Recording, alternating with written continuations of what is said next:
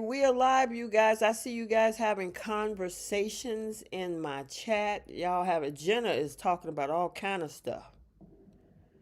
Wait a minute, I what she see say? Oh, is that. that Melissa says, hey, I was really worried if you get she would have Melissa said she was having trouble breathing. Hold Oh on. my gosh. And I having to hope you're use okay, my honey. I think it was like a asthma or something because she said she had to use something use her inhaler or something. And but she I says hope you're she's okay, getting sweetie. better, but she had a really bad cold. So okay, cool.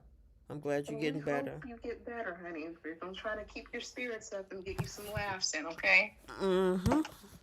All right. Hello, Miss Aisha. Hey, Cheryl. Hey, Jenna. Miss V Young. How you doing? Melissa Spencer. Hope you feel better soon. I'm glad you're doing better now. Miss Cheryl Hines. Miss Paris is in the building. Who else? Who else? Who else? Let's see. Okay, pretty much that's it. I know there's other people that's in the background watching. So, hey, you guys, welcome to Soap Corner Talk.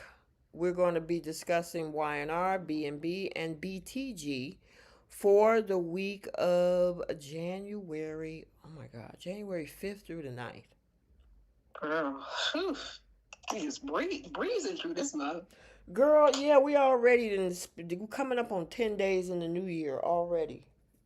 It's I crazy. mean, Crazy, I crazy, had crazy. We was just doing Thanksgiving and Christmas and Christmas. New Year's and We just did the New Year's recap. exactly. Exactly. All right. So, if you are new here, welcome. If you are returning, welcome back. Make sure you tap that like button. Make sure you subscribe to the channel. Also, follow on other platforms IG, TikTok, X. We have a Facebook group, threads, and places like that. We got quite a few things to talk about. We don't have Keish on the line. I think she's doing some family things with her parents this weekend. So shout Yeah. out to her. So she'll probably be on. I'm assuming the next upcoming weeks, but today she had family stuff. We got my girl Bree on the line. Yay. Yeah. Oh, I, I, we got so much to talk about. Oh my Oh my goodness. gosh. Yes, yes, yes. And you guys, I gotta say, and I haven't completed the full episode for Monday, January 12th, but on the Young and the Restless, get ready. That's all I'm gonna Yes. say. I'm not going. Usually we drop little hints and spoiler alerts and things like that. Nope. I want you to watch it and enjoy it as you see it. Yes. You guys absolutely need to witness this. This It's is a epic. Would beautiful you say it's episode. epic, Bree? Yeah, it's epic because it's rare. Right. Exactly. And I know some of you guys probably either are in Canada or you know how to watch the Canadian episodes. So yeah, don't spill too much in the chat. Oh Okay. no, it's gonna be explosive next week Right. over this coming week. Get your popcorn on. Get ready to laugh your butt off on Monday because there's a lot of funny stuff in there. I mean, I would call it. This would be what would be considered a sweeps week. Too bad it ain't January, May. What is this? November. Yeah. Yeah, but Hmm. February's right around the corner. I don't know. Maybe we're getting sweeps in January for Y&R because this is sweeps worthy. Exactly. Exactly. I don't. Jenna said we have. I don't watch it on YouTube, Jenna. I watch it on a different platform. Yeah, like Yeah. if you type it in the Googler thing and um Y&R and then blog, it should pop up for you. You know, we don't Mm-hmm. want to give it away because we don't want them to take it away. But you pop it Right. up on Google, you can watch the same thing with bold. They don't do the episodes ahead. Trust me, I checked, and they do the same thing with BTG. So All I definitely, can say is absolute power corrupts absolutely. There you go. Olympus has fallen. For real. Oh Oh, my when you watch God. the last 15 minutes, it's going to feel like very satisfying. I bet. I mean, I saw the first half and it was just, oh my goodness. All right. You and I, we definitely will have some conversations later. Mm-hmm. Yes. Okay, so let's go ahead. We usually do The Young and the Restless first, The Bold and the Beautiful second, Beyond the Gates third, and then we have our segments, Flip the Script, Who's Taking Several Seats, Star of the Week, Pickle of the Week, the Simp Olympics, and the Lily Winters Award. So, But she got her own award this week. mm-hmm. Tell me about it. All right, so without any other further ado, we're going to go ahead and start with Y&R. We had Nicholas, and we did do a live this past Monday, which we kind of touched on a little bit of the Monday episode on Mm-hmm. January 5th. So I know that pitch up top is probably redundant because it was on my a previous one, but that's okay. It's still part of this week. So as we talked about, his dumb behind decided he was going to take Matt Clark out to some wooded area. They had him in the back seat with a zip tie. And this man wiggled and wiggled and wiggled until he figured out a way to try to choke Nick out. And they ended up crashing the car. He broke his leg. And that other picture on the lower right hand side is him in the hospital. I mean, we can quickly touch on that, Bree, because we kind of touched on that Monday, but that was the dumbest thing ever. It really was. You had access to the police. They managed to take the dirty cop to the police station perfectly fine. We ain't heard anything from her or from the cops about her. You wanted to try to unalive this man in the woods Mm-hmm. as if, like, come on. And on top of that, y'all got money. Y'all can afford handcuffs. Y'all use zip ties. Exactly. Y'all got money. Well, I don't know now, but Don't give it away. but you didn't have like this is why Adam is suited for certain things. I understand that Nick wanted to take charge after what Matt Clark has did to him, to Sharon, his family. I get that. Mm-hmm. This is why you got to have like some backup at least. I Girl. mean, it's something. What were you going to accomplish trying to take him out to a ditch? So you wanted to have literally blood on your hands. Right. So you the same thing like with they tried to cover up the thing when Nick unalived Ashland Locke. Mm-hmm. Yeah. But the thing is that it was interesting that Matt Clark was smart enough to put a handcuff on Sienna in that hotel room. But these folks, with all the money that they got, you had to go get zip ties from the Ziploc box. I mean, like rope would have probably did the trick or something, but he needed to have backup. I mean, and I was glad that Sharon said, "Hey, you can't keep playing Superman anymore. Retire them capes at least for a little bit. Like I can't see any more of my family members in the hospital." When you talking about when she told that to Noah? No, she told this to Nick in today's Was that Nick? episode. Was that Nick? Yeah, she was telling that to Nick in the hospital. She's like, I'm gonna need for you to stop being Superman, put them capes away. Oh, okay. Um, I don't need any more of my family members in the hospital. And look, I feel for Sharon. She just had to worry about not Tessa. She had to worry about Mariah, then Noah for forever, and then now Nick. I'm like, good grief. All she's seen are hospitals as of late. Well, and that's the And crazy thing with Mariah in that situation. She's off being Dora Explorer. Do she even know where her daughter is? And based on the conversation from the promo that looked like Tessa's having next week, now there's no more bad news that she about to drop on Sharon. And the thing is, like, I hope she doesn't give Tessa any grief because this is what I was talking about with J Money. Like, Tessa tried to save Mm-hmm. her marriage for months Right. and couldn't get anywhere.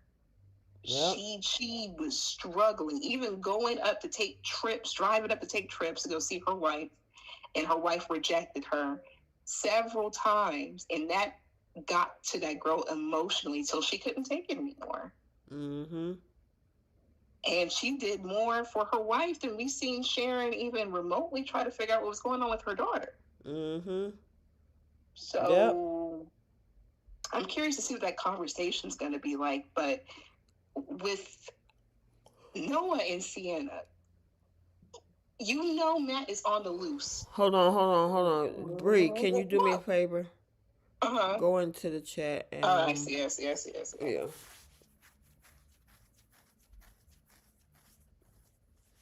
Oh, okay. There you go. Thank you. I got you. But like, Noah and Sienna, what you just refuse to listen. Y'all are so hard headed. Stay your butts at Sharon's house Mm-hmm. with the security. Well, no, Mom, you can't tell me what to do. I'm not a little kid anymore. I want to check on my dad. So all this modern day technology, y'all can't video chat. Right. Y'all got money. Once again, y'all have money. You don't have many lives to buy. You need to stay at the house. Mm-hmm. That I'm like, I mean, this is at so this point, stupid. I mean, it's like, first of all, like you said, with them taking them over to the police, that's what they should have done. But Noah, out of everything that this boy has been through, this dude was ran off the road. He was thrown in a locked, what, basement or something when they tried to give him fentanyl. It's always, you got hit in the back of the girl. yeah, You see that? uh, Hmm. yeah. Um,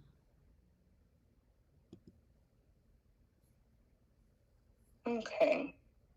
I don't this know is what type of crazy. time.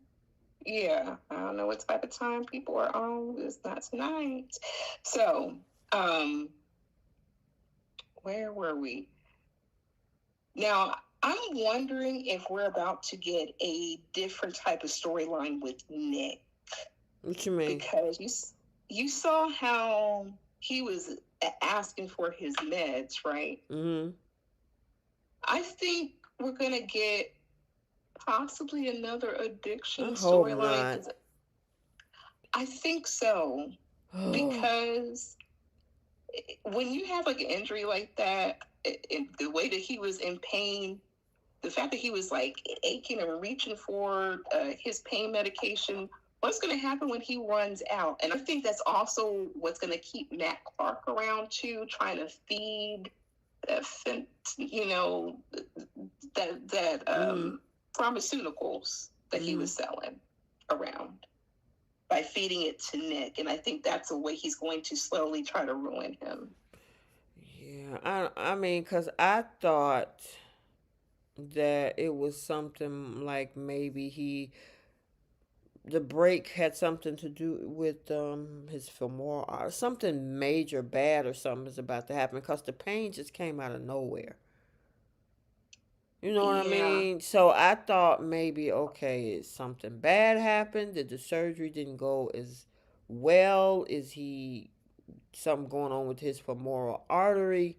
You know what I mean? I don't know. It could go that route with the pills, like you say. That's a whole nother yeah, direction, you know. But it could, I was thinking that it was something from the surgery that went wrong. You know what I mean? yeah. But they said that everything.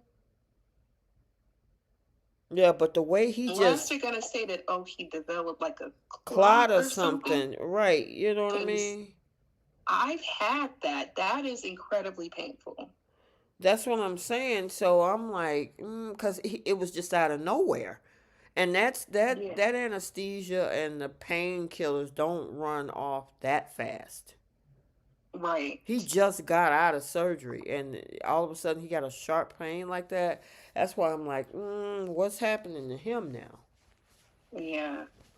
And to be honest, it would be a very different storyline for Nick Mhm. because he's so used to saving everyone or putting his cape on even when it's not needed, Mhm. to where no one's really there to save him. And here's something where we've never seen him be put in a position where he's reliant to substances like Mhm. that. Mhm.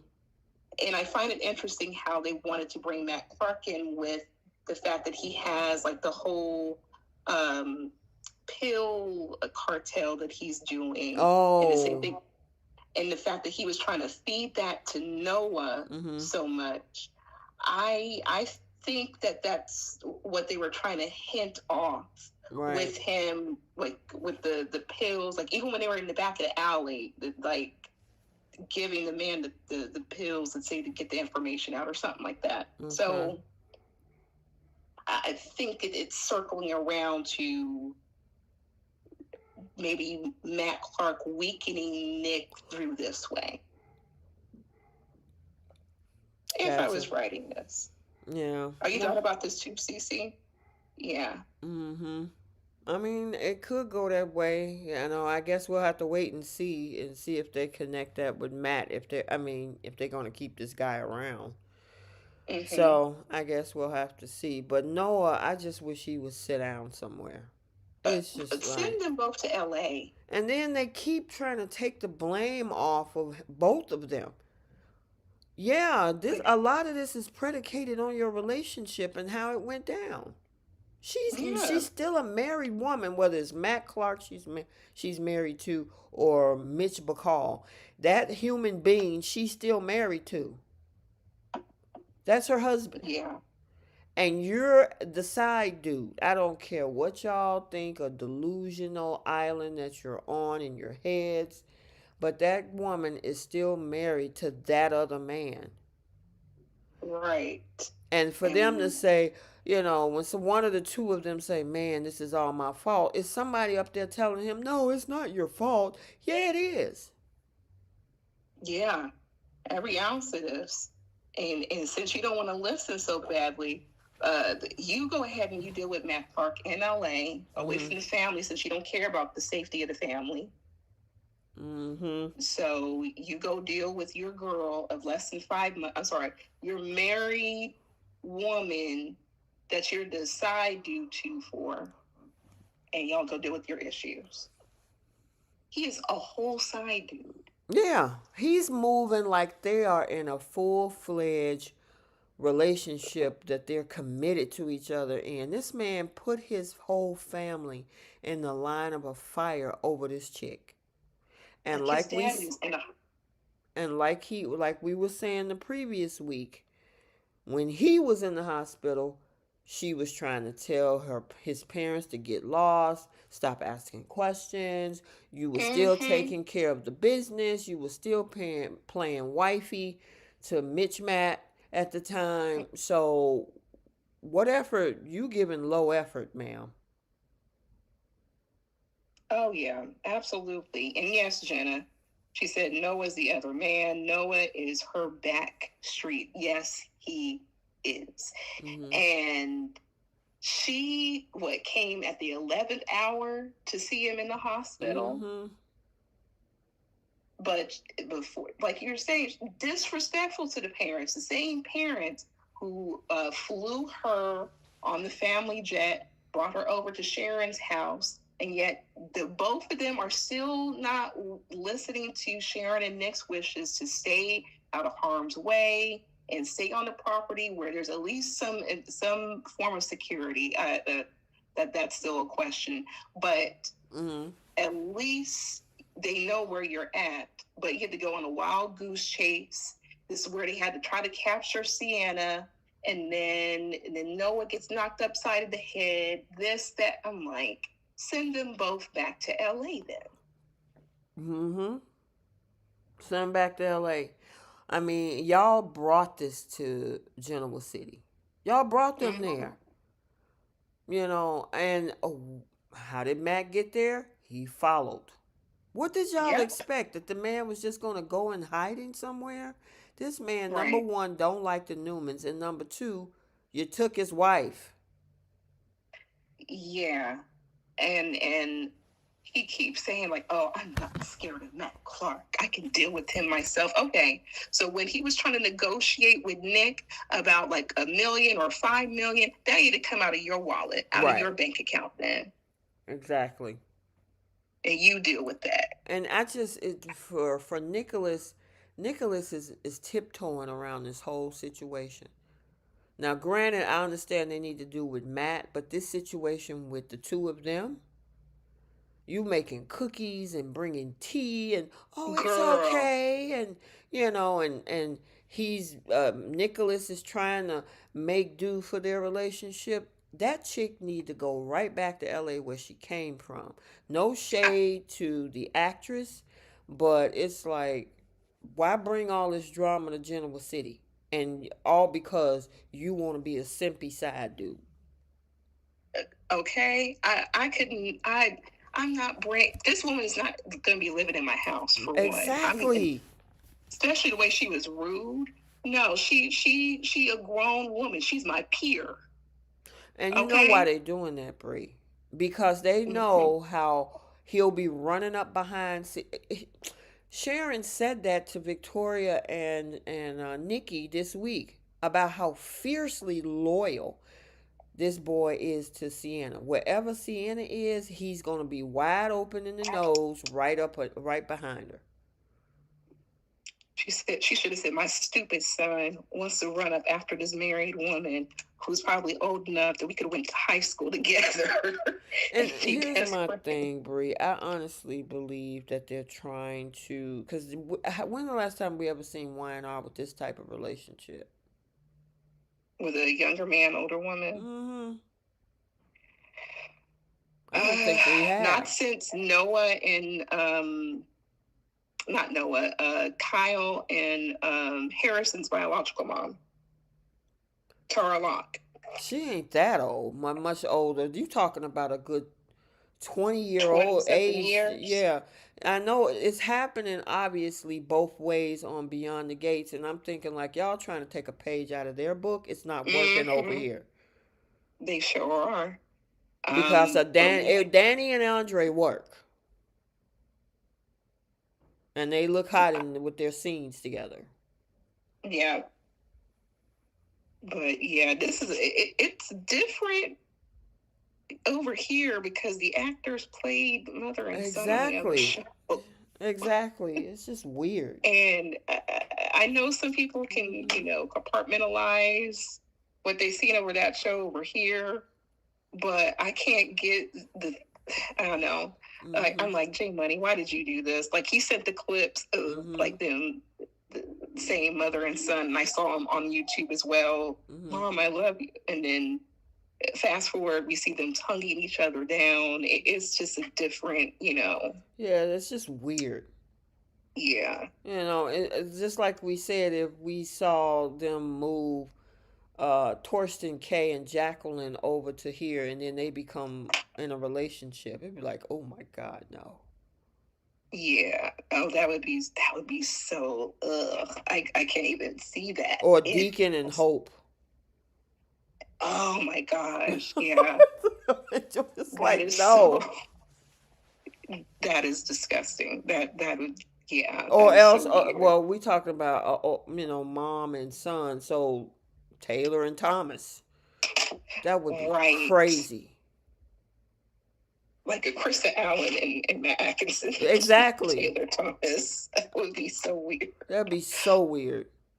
Oh, All right, so we got to talk about this whole thing with Claire, Audra, and Holden. Um, we saw, of course, we know that there's been some tension between the two ladies, and Holden has been trying to manage the whole thing for himself, especially when it comes to him trying to get with Claire.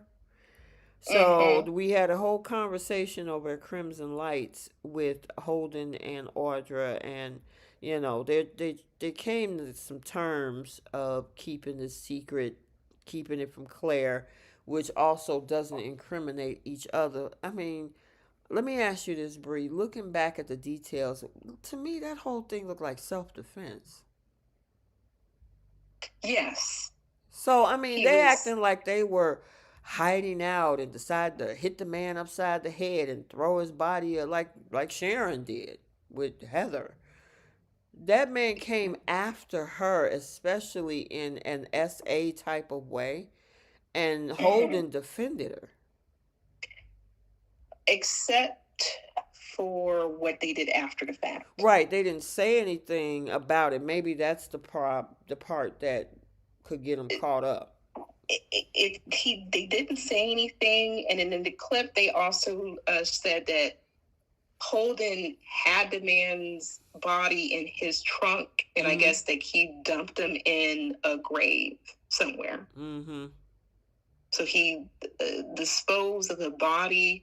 So Mm-hmm. it kind of takes away from From the the, self defense. yeah. Yeah.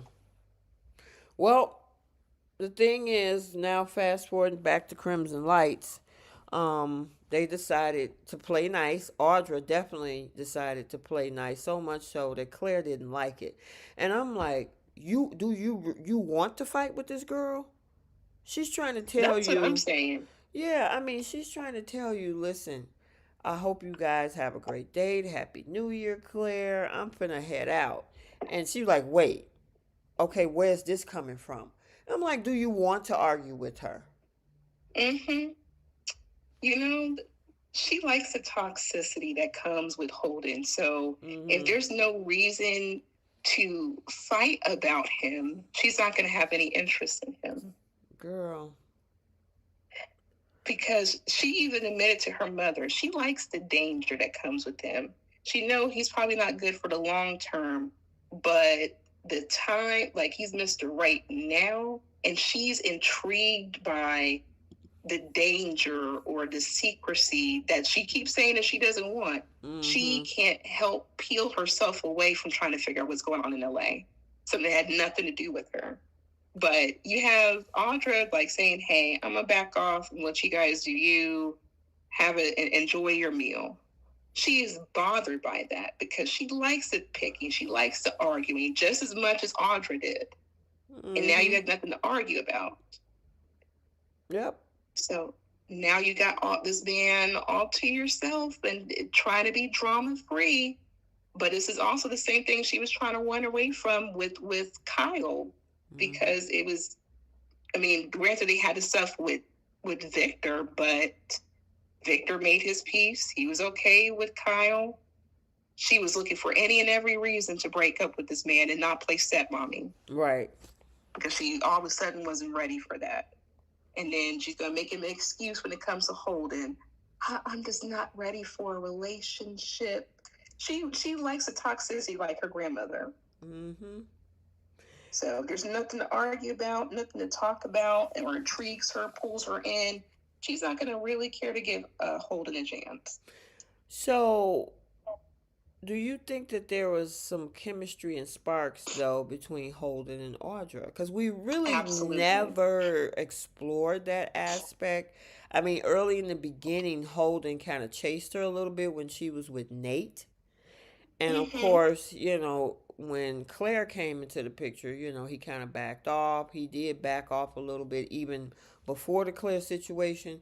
And now, with the conversation that they had before Claire showed up, they were looking kind of like, I mean, we already know what Audra, what's the, Zalika Silver, Zalika Silva. we know how she can heat up a scene. Mm-hmm. And if they decide to throw Holden into this whole thing, I mean, what you think? I'm with it. I like their little chemistry. Mm-hmm. And Paris Barnes, I agree with you. She said, "Why are they trying to rewrite history?" Holden, Audra didn't want to be around. Didn't want Holden to be around because she was in a relationship with Nate. But Mm-hmm. proud of Audra for being nice. Claire is just annoying me with asking questions. They keep rewriting this history, and we said this last year, where Holden insinuated that They dated. They were in a relationship, and that's exactly what they said. They dated, wasn't anything serious. And then towards later on in the year, Mm-hmm. they didn't know each other. He was just a bartender.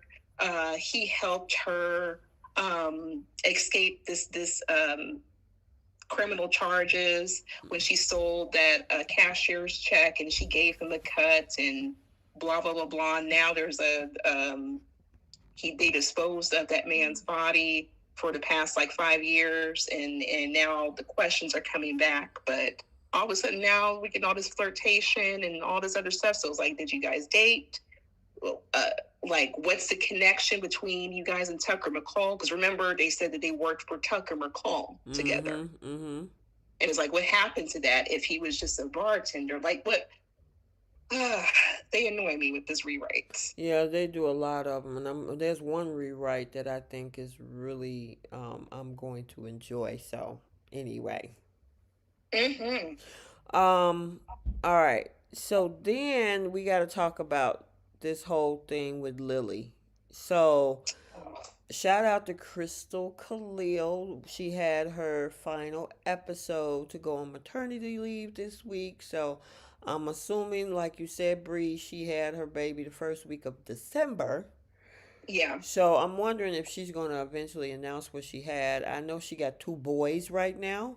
I don't know if Yeah. maybe she was looking to have a girl. Who knows? But I guess The we'll baby's find gonna out. be pretty. Yeah, I just hope we'll find out pretty soon, you know, what she had. But going back to Lily, Lily is a hot mess. And I say And this because Lily has been playing cat and mouse, hot and cold, all breadcrumbing, whatever, with all of the audacity that's why she has her own award this year. We oh, added her to absolutely. the list. But Mm-hmm. she decided, even though she slobbered that man down in one episode, well, when she got to the athletic club, she was like, you know what? Yeah, I'm about to be out. I'm going to see I'm going to see Maddie. And here's my thing. You don't tell the other parent that they can't see their kid. Now, the kid said they don't want to see you. Okay, fine, which we did get that later in the week. Mm-hmm. But I'm like, girl, just bye. Go. Go. And I know what this was her maternity thing, so this ain't have nothing to do with Crystal. But Lily, yeah, go. Girl, bye. As they say. Just go head on. This man lost his entire fortune at that point and decided to give all that up for you, only for you to get down to the end of the finish line and say, yeah, I'm going to leave you right here where you stand. I was so thrilled that Lily was leaving. Mm. I was so thrilled for the YNR fans.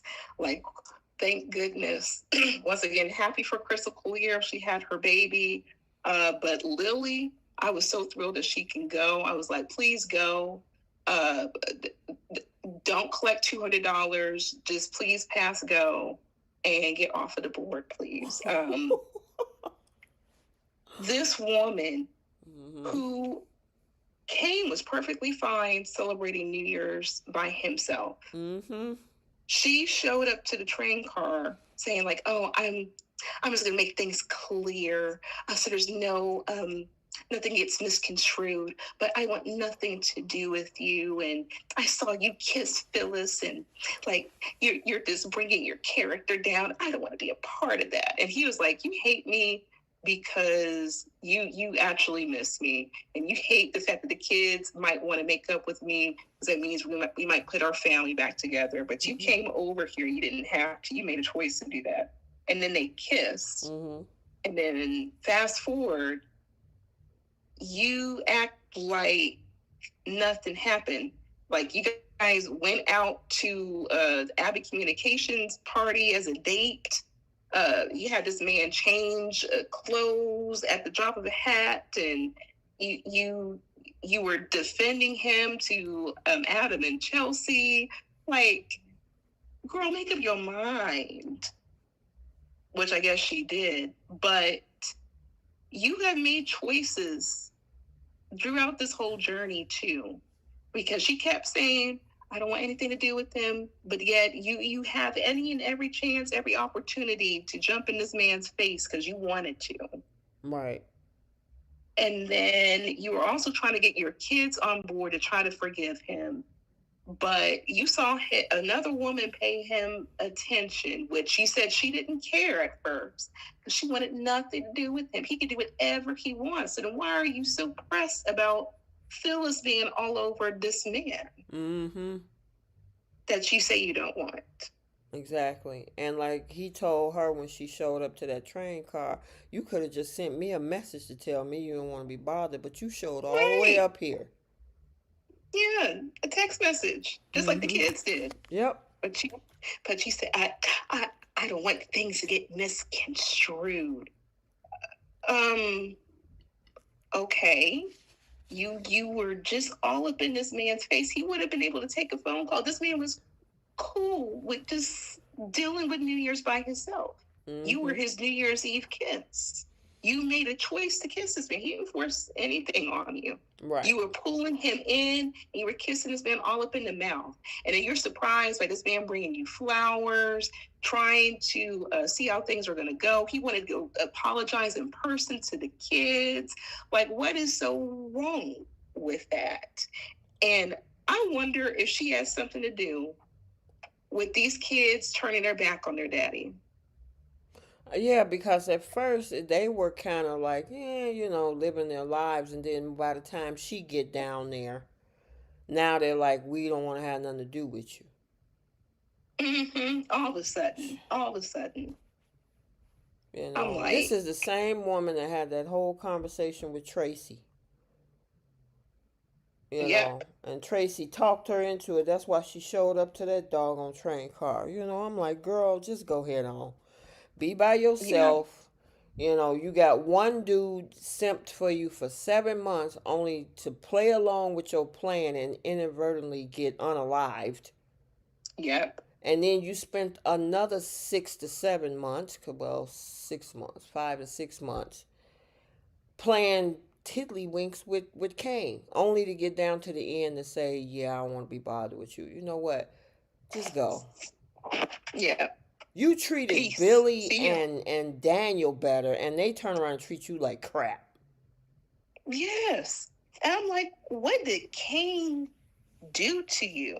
Because prior to the Kane character coming back, this man was trying to get you out of jail. Right. The actual crime you actually committed. Yep. I'm like, he hasn't done anything to you. He hasn't gone after Winters. He hasn't gone after your family. You got mad that this man was making money, and he didn't tell you about it. Mm-hmm. And this is the reason why your kids call themselves not wanting to have anything to do with them, even though he was building a legacy for his kids, like he keeps saying ad nauseum. But that was a problem for you. Right. Okay. Yep. Ooh, girl. Yeah. All right. Tessa, I forgot about that part with Sienna. Tessa and Sienna knew each other. And the Turn of interesting, events. yeah, turn of events, they go back to some years ago when she was singing and, Sienna knew her. The crazy thing about all of this is that neither Noah or Tessa brought up the fact that they were in a whole relationship. They skirted around that. And I'm like, what's the problem? Right. Like, you guys haven't been together in years. You cheated on Noah with your current wife. Mm-hmm. So what's the problem with sharing that history? But the way they so Noah got options. He has Sienna, that little connection he had with Audra, and now I guess Tessa. Mm-hmm. Lachelle Wallace got a question. She says, I have several other questions in the chat too. Do you think the writers have really messed up the relationship between Lily and Kane? It just seems With toxic. messed up with who? Lily and Kane. I think they didn't know what to do with Lily in her maternity leave. So I think that's why they were writing both characters in a mess. They wanted to probably like research that connection that Kane and Lily had, but they had to give her a reason. Well, I don't even think it's a real reason to push her away to go see Maddie and Charlie. Um, but I in agree the with end, you on that. You know why I say that, Bree? I think this Mm-hmm. gave us Aerosol Dumas officially now.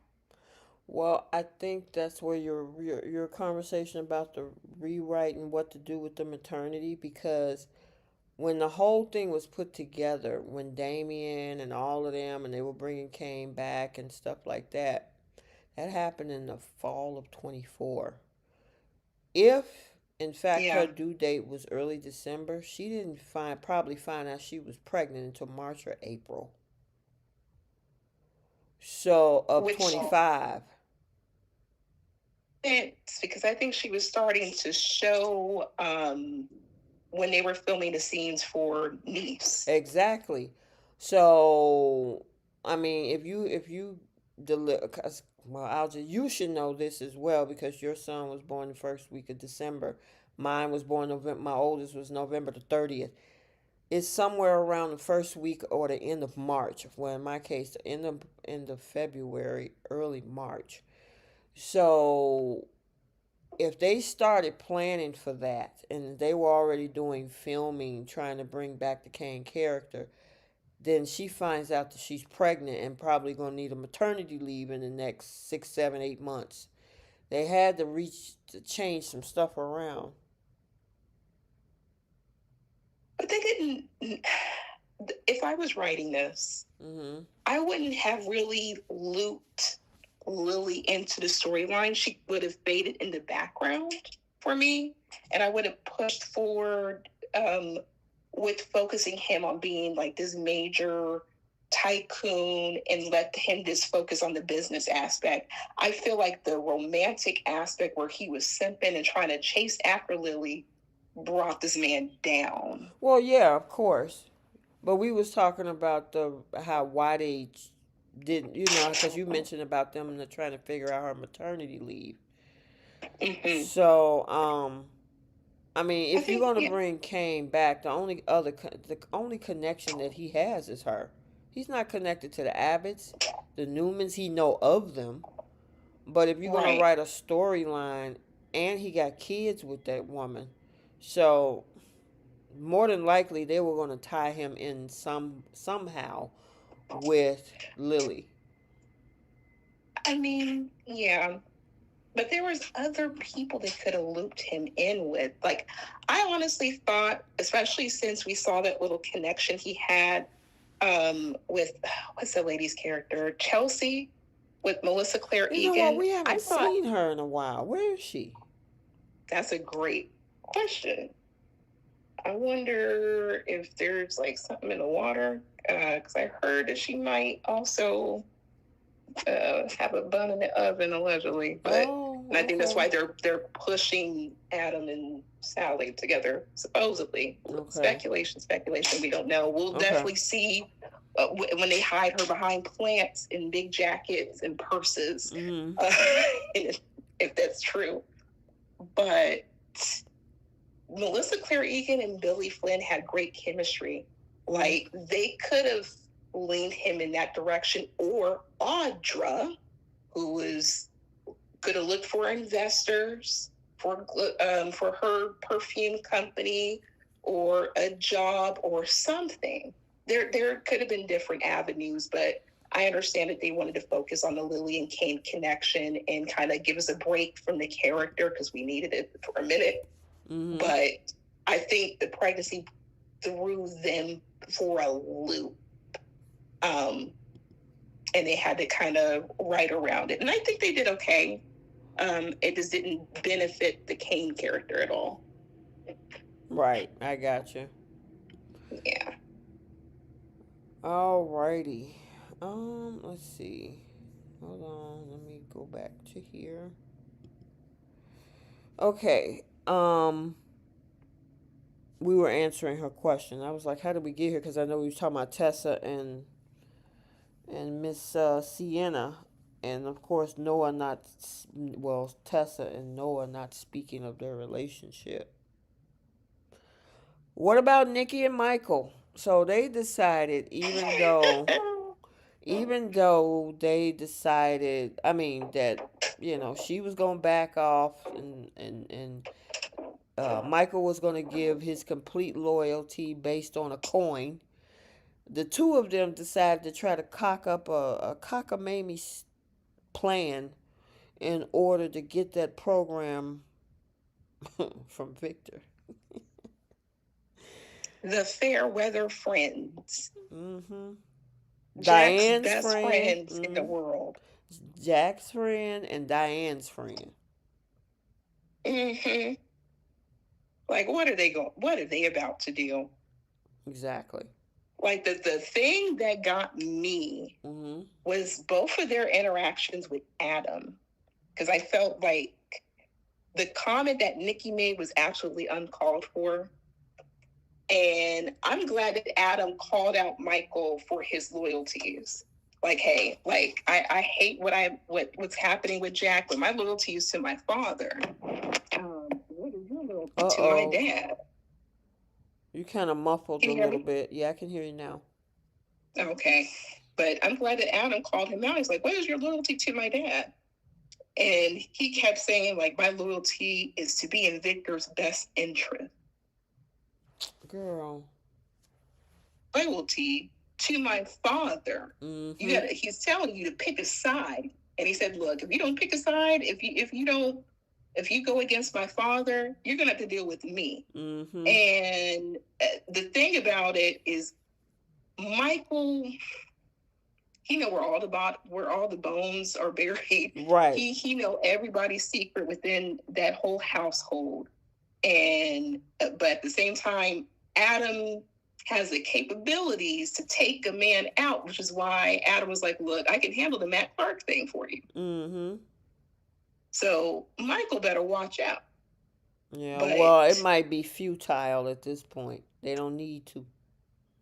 Yeah, not no more. Which brings us. Oh, go ahead, finish. Yeah, but I absolutely hate how Nikki is so hot and cold when it comes to Adam, and it's the same way people on Bold treat Thomas too. Mm-hmm. Like Adam hasn't done anything to you. Mm-hmm. He was actually trying to save you guys from Nice and make a way so you can be there for Claire and Victoria regarding Cole. Mm-hmm. But you listened to your husband, and y'all were stuck there, per Victor. Mm-hmm. But and even Nikki said, like, he's been doing good for the family. He's been doing this, and then she had to make that disgusting negative comment, like, "Oh, he's such a horse's, you know what?" But it's like, where did it come from, girl? Exactly. Yeah, Paris Barnes, I totally agree with you. I am so disappointed in Adam. She said I wanted to tell Adam to shut up multiple times recently. I mean, it's like, dude, he looks like a lap dog. He stands right there next to Victor sitting in his chair, and it's like, who are you? His loyal servant or something? It's just, I don't know. I'm like, man, I don't. Do you prefer Adam being against the family or with the family? I kind of liked him with the family, but not the way he's doing it now. He looks like a simp for Victor. I like him with the family because the way that they treat him against it gets on my nerves. Right. I feel nobody's more of a lapdog than Michael. Because Michael will risk his own marriage and he has more risk, and he's not even a part of the family.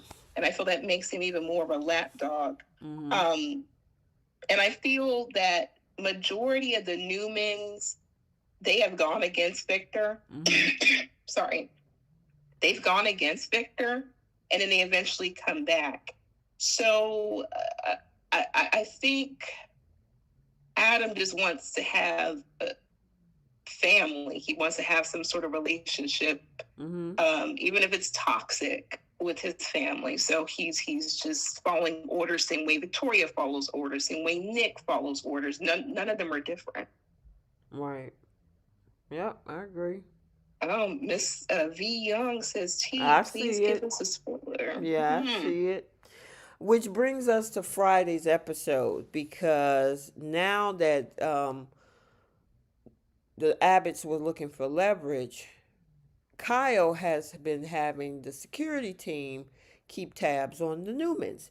Now, here's my thing about the difference between the Abbotts and the Newmans is that they keep business in house. If there's some stuff going on, you see Victor privately speak to Adam and they talk amongst themselves on what to figure out and what move to make next. They didn't even think about it. I mean, Kyle came in, said, I got Matt Clark, and then he just jumped on the phone. I'm like, don't you want to put a plan together first? Right. He can never play poker a day No, in his life. he always show his hand. I'm like, dude, I, to figure this out first. I would gladly play poker with him. I'd be like, the bet is $1 million every Girl. hand. Show me your hand. And definitely Roger Horwath is going to get my star of the week because that guy is hilarious. I mean, he don't give Even two Monday's episode, craps. He don't give he, two craps about any of them. writers, producers, I hope you guys are listening. This was a miscast. He should have been Tucker McCall. And in Monday's episode really proved that for me. But he's a fantastic addition to this show. I absolutely love him. My favorite new addition, my favorite actor, new actor that's come on the show thus Mm-hmm. far. Mm-hmm. Absolutely talented. That man is so funny. When they brought him up in there, he was cracking all kind of jokes. He is. Oh my goodness! When you guys see Monday's episode, he's going he gonna crack on Jack's wife, the Kyle and Adam, everybody. It's so good. It I is. love every bit of it. So, they decide to drag him over to Victor's house to show that, hey, I got something that you want, but only if you get off our backs with this AI system, we'll give him over to you. And it left us with a cliffhanger, and what heck of a cliffhanger because Monday, yeah. And when we were talking on Monday's episode, I'm like, what would be the purpose of having Matt Clark? Because at that point we had saw like the previews and we were trying to anticipate what they could bargain with Matt Clark because just like Victor alluded to, he was like, look, you can just go ahead and let him free, and I'll find him. Which I mean, he don't have to negotiate the software or anything with you. Like, just let him free. Like, just the same way your security team, your private eyes, whoever had all the Newmans followed, apparently. Victor is going to do the same thing with you guys. So you might as well just let him free. Mm-hmm. So I predicted Victor was going to say that. So I'm like, what were you about to bargain with? Mm-hmm. And then you got Nikki. Oh, goodness. I'm trying not to give anything Yeah, away, but I just think that let was Monday's episode. yeah. So yeah, it kind of left us with that cliffhanger. Make sure you, if you can see it over the weekend, go watch the Monday's this January 12th episode. Um, get some snacks, something to drink, a blankie, get your laugh Mhm. on, because that episode is very interesting. I'll just say that. There And you maybe go. some champagne. Maybe some Maybe some champagne. champagne. Oh, thank you, Gail. Gail said, let's not forget about Mariah and her hallucinations of Ian. Oh, very true. Because that did happen on Monday's episode. And then we didn't see her again for the rest of the week. Right. Well, we know Ian Ward is alive. We don't know if he's really pulling the strings regarding Mariah or not, though. Mm-hmm. I think that he is. Um, but I could be wrong. But when he held that picture and she took it from him, or actually took it from the table, I'm like, that looked a little real to me. Mm-hmm. I don't know.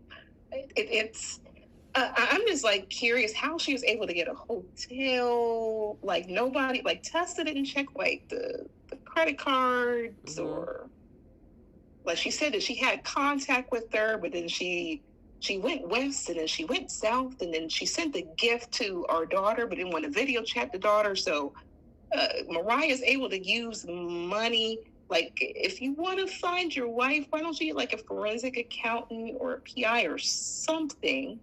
But I understand after almost 8 months of trying to fight for your marriage and you don't know the mental mindset of the person you're dealing with, and they're Oh coming my at you, God. Hold on, girl. Why does this keep happening? guys with a lot of emotional coming after. This is okay. Well, very rare to be have to keep doing that, but Find something else to do. yeah. Anywho, but I feel for Tessa.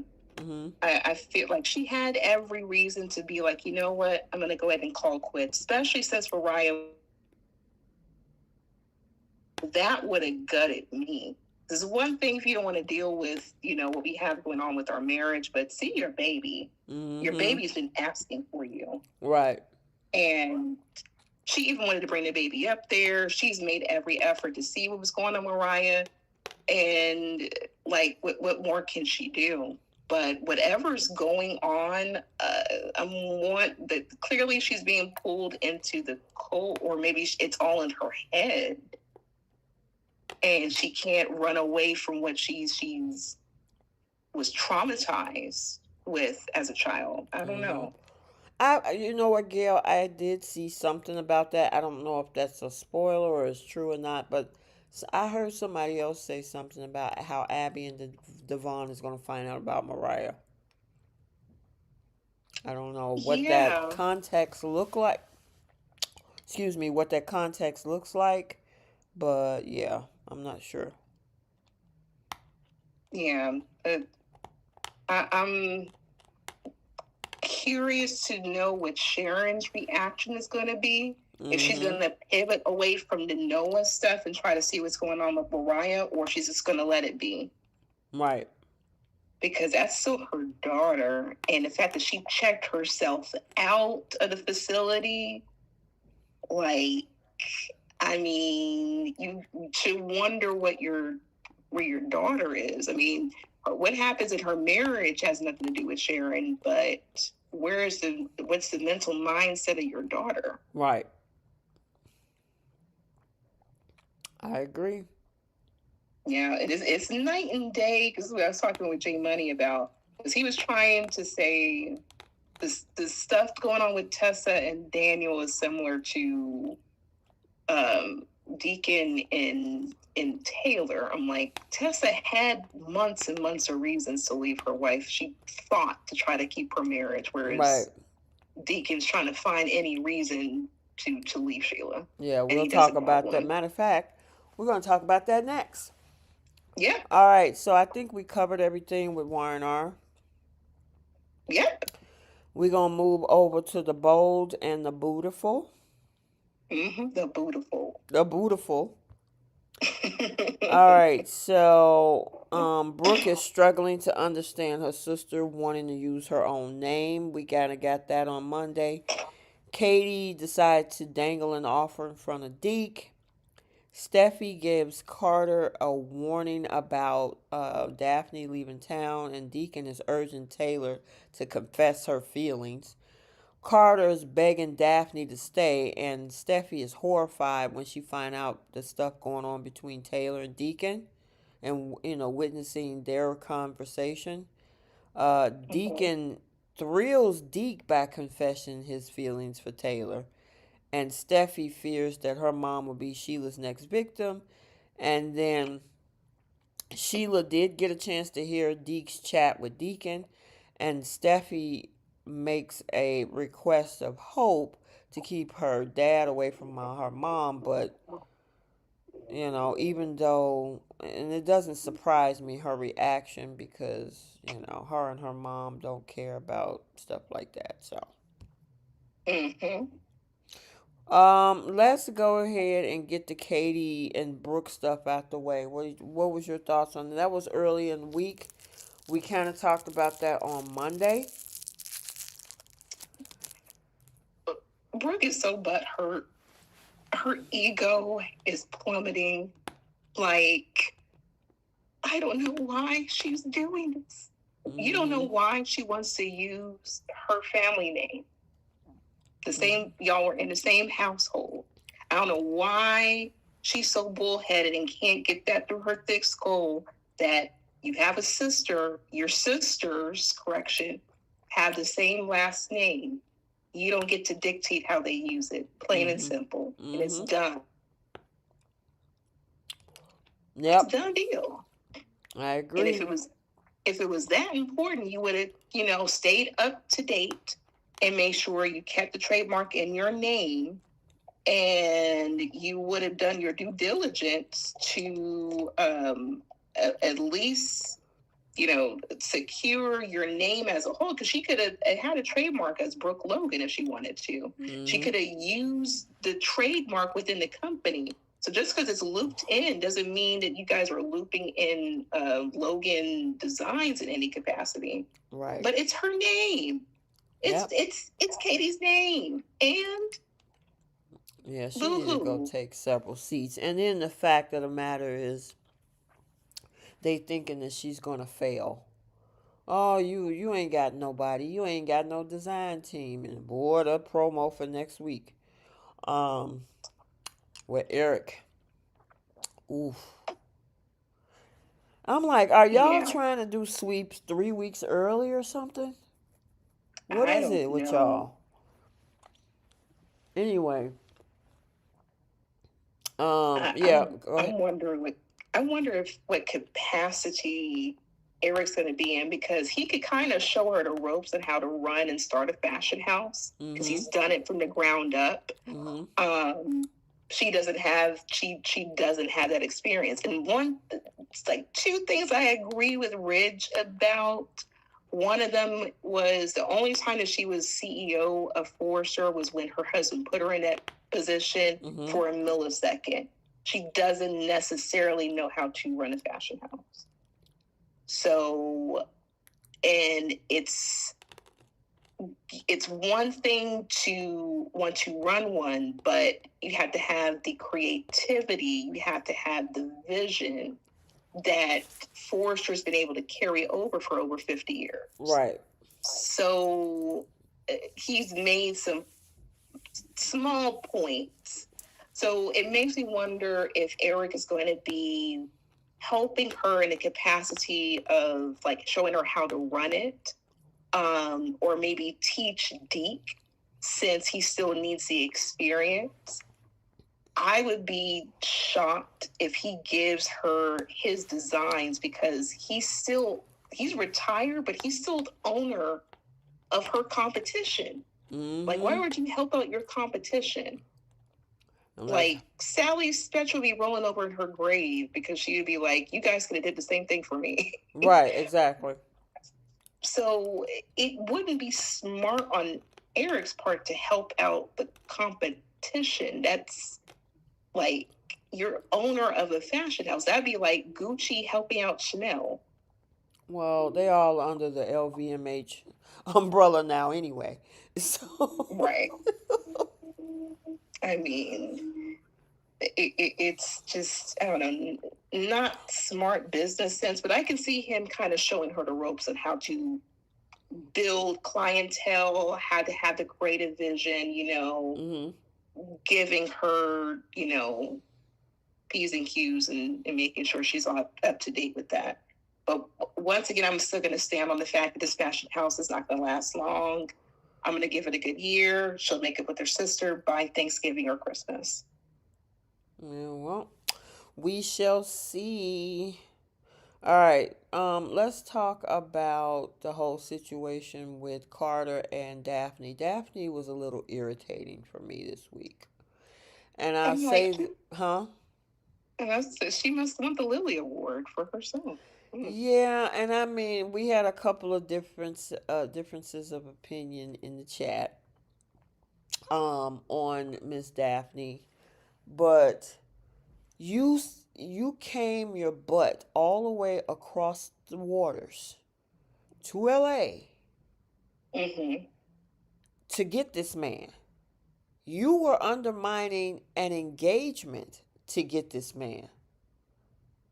You even made moves on an engaged man.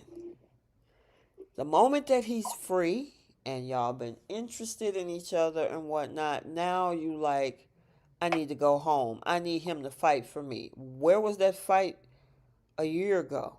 I'm like, girl, you about, and I mean, this man was groveling. He pulled out a ring from, I didn't even know he had a ring in his pocket. Was he planning on getting married? That's a great question. I'm like, who is his jeweler?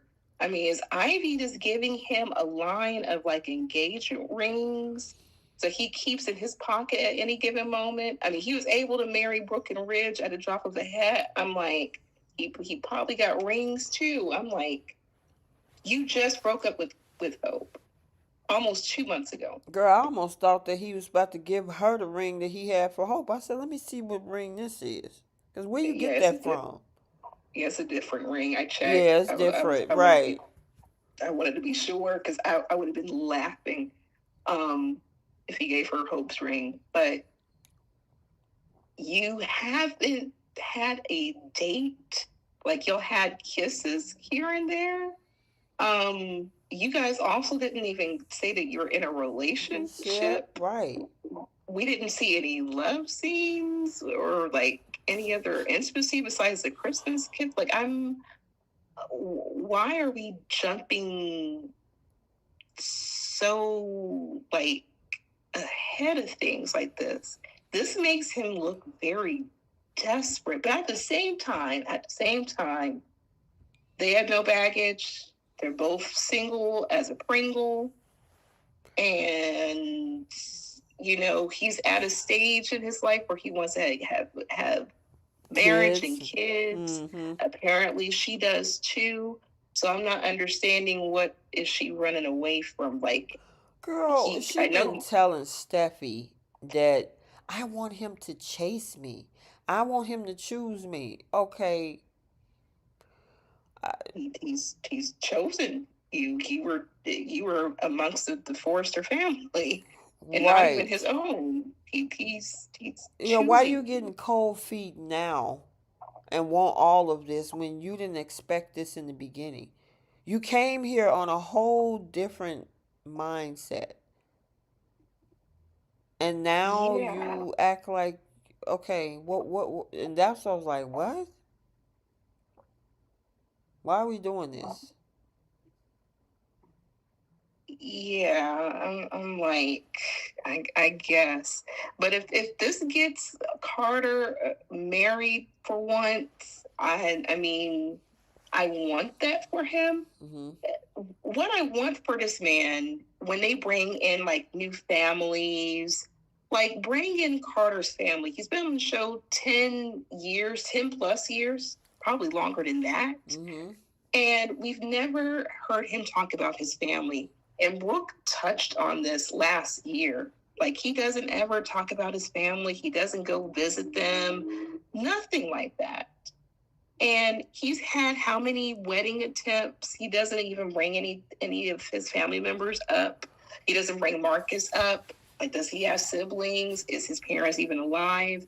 That's what I want coming into the this new year for them. If they're going to, like, I see what you're saying, Melissa, about Brad Bell and what he said about Daphne and Carter. If that happens, I would be elated. But let's see her family. Let's see his family. Let's see a change of pace Mm-hmm. amongst them. Like, the Foresters can't just be their only family to attend a wedding. That's crazy. Mm-hmm. Unless they elope like Andre and Danny did. Right. Like, give us like some storyline, like, especially if they want to plan to have a family. Like, does she have siblings? Does she have parents? Like, it needs to just make sense. Otherwise, you just put these two characters on the show and it just, there's no substance around it. Right. Yep, I agree. Yeah, well, we don't get an answer yet, but I'm assuming they probably gonna end up together because there's a love scene between them two next week, right? According to, I believe so. yeah, She according to saw that them promo, abs. yeah. So make it hot, you guys. I'm Okay, praying. we need It's one some of the first heat. love scenes of the year Right, for we them. haven't had any love scenes on Bold in a minute, Mm-hmm. so we need y'all to come with the heat, and we know Carter can do it. Oh yeah, like, bring that Carter and Quinn energy. Exactly.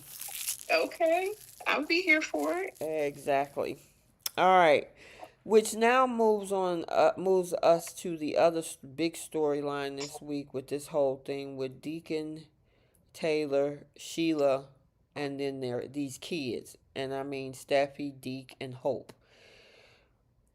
Here, Deacon is looking for any and every excuse for Taylor to tell him you need to leave your wife, and she's not doing it, but at the same time she's not doing it. I guess it's just I could say that as a word. Yeah. Um, and they're bonding and connecting, and he's touching her face, and you're such a remarkable woman, and you're beautiful, and you need a good man, and he's a remarkable man, and all of this old kind of stuff. Well, Steffi overhears it, and she loses it, which I don't blame her. I've been waiting for that scene all week because I'm like, Me too. you barking up the wrong tree, and Deacon should know better, and so should Taylor. Now, first of all, there's this issue with her and him being her patient, which is improprieties in itself. And the Mm-hmm. second, this man is married Right. to Sheila Like, Carter. and that's the other He's element. just not married to a regular everyday woman. He's married to Sheila Carter, and you gonna try to get in the middle of that after you just admonished Brooke to stay out your relationship when you were engaged to Ridge. Mm-hmm. The audacity. Taylor better not say Nothing nothing else. to Brooke Nope. about trying to take somebody's man. Right. Because what do Yep. you Yep. call yourself doing? Because she is trying to justify her actions and to say, like, maybe she has changed. Maybe it won't be so Girl, bad. that girl is talking out of two sides of her neck because in one moment she was saying, "Oh, I didn't know. We don't know what to expect from her. She can't fight her impulses." Yeah, And then the next day, well, maybe she has changed, and I'm like, pick a struggle. exactly. And it takes your daughter to try to knock some sense into you. And then you choose to gaslight her and say, like, well, she did save your life. Maybe she has changed. Girl, It don't erase, and I'm glad Steffi called it out. It's like, it don't erase the fact that she took you away from all three of us, Seffi, Phoebe, and Thomas. Like, that still happened. She still put a pew pew to your chest, and Brooke, and her grandmother, and her husband. girl, So, the and you, gaslighting was insane. I'm like, you're a therapist. yeah, Gaslighting is a psychological term when you want somebody to denounce or do not believe what is in front of their eyes. You have a person question their own reality. That's what gaslighting is. Like, you know you heard something, but somebody says, no, that didn't happen. What are you talking about? You didn't see that. That's not what that is. That's gaslighting. And Yeah. she was trying to gaslight her own daughter, and because Steffi is who she is, Steffi's like, look, stop playing with me. I know what I saw. So cut the crap. Yes. And she broke it down. Uh, this goes against your practice as a psychiatrist. That's one. He's married, regardless of who he's married to. That's two. The person he is married to tried to unalive you and majority of the people in our family. And you want to poke that bear? Girl, and that switches us to two other people. Deke and Hope. These two Boy. don't give a rat's behind about any of it. They're No. like, listen, kick Sheila to the curb. I like. Hope was like, hey, I like the idea. I'm like, wait, what? And Deke is like, you got to get rid of her. You need to end that relationship. Go get Taylor. And I'm like, are y'all stuck on stupid? Right. And had it been Brooke Mm-hmm. instead of Taylor, Hope would Mm-hmm. be whistling a different tune. Like, Mom, this is dangerous. She was dangerous. Don't get involved with him. Ah, she's acting as if she don't understand where Steffi's coming from with this. That And look on her Steffi was, face, that picture that I have right there is like, huh, I actually like that idea. What? mm-hmm. And then even Steffi was, not Steffi, Hope was like, well, maybe it might blow over. Maybe she has changed. Y'all talking out both sides of your necks. Like either she's changed or she's not changed. She's crazy or she's not crazy. Well, Either here's the which way. thing. You know what? Let me catch you right there, girl. You said something interesting. How Hope Mm-hmm. said that, or maybe it's a blowover, maybe she's changed. Then why are the two of you working so hard to get Thank your you. dad away from Sheila? If she's changed, remember, you want her to be this wife that he deserves. Well, if she's changed, like you say that she is, then why are you trying to get him away from her? Yeah, makes perfect sense. And this is the same message I would have for Deacon too. Mm-hmm. Because he even brought up, well, I know that she kept a secret from me, but she's not going to revert back to those old ways. I know she's changed. So then why are you in desperation to try to leave her then? And then using Taylor as a way to try to give you an excuse to leave your wife. Stop being a coward and just do it if that's how you feel. Mm-hmm. They're just And saying what makes them feel better. They're not even looking at this in logic. Taylor is saying what makes her feel better. Oh, well, maybe she has changed. You just talked about her impulses. Deacon is the same exactly. way. Hope and Deke is like, well, Hope is like, well, yeah, maybe, I'm like, y'all just want what you want. Y'all ain't thinking about what could happen. And my thing is, you keep saying like, "Oh, Taylor's great. Taylor's this. Taylor's that," but you're not thinking of this woman's safety, the risk that comes with even trying to get with your dad, especially if he breaks Sheila's heart. What do you think is going to happen between your dad and Taylor? They're going to constantly look over their shoulders. It's not going to be anything romantic. It's just Taylor went from one coward to the next, Mm-hmm.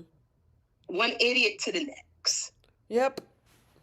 It's just dumb. So I just hate that they can't just give her a romance clear and free of Brooke, because Brooke is still tied to this mess. yep, Brooke is still tied to this mess. That's her ex. She got a whole kid with this dude. yep. You know, And go that kid is encouraging the whole situation without any care in the world about Taylor's safety. mm-hmm. Like the only person who's being objective, who's actually being clear-headed, is Steffi Mm-hmm. because she actually loves her mom.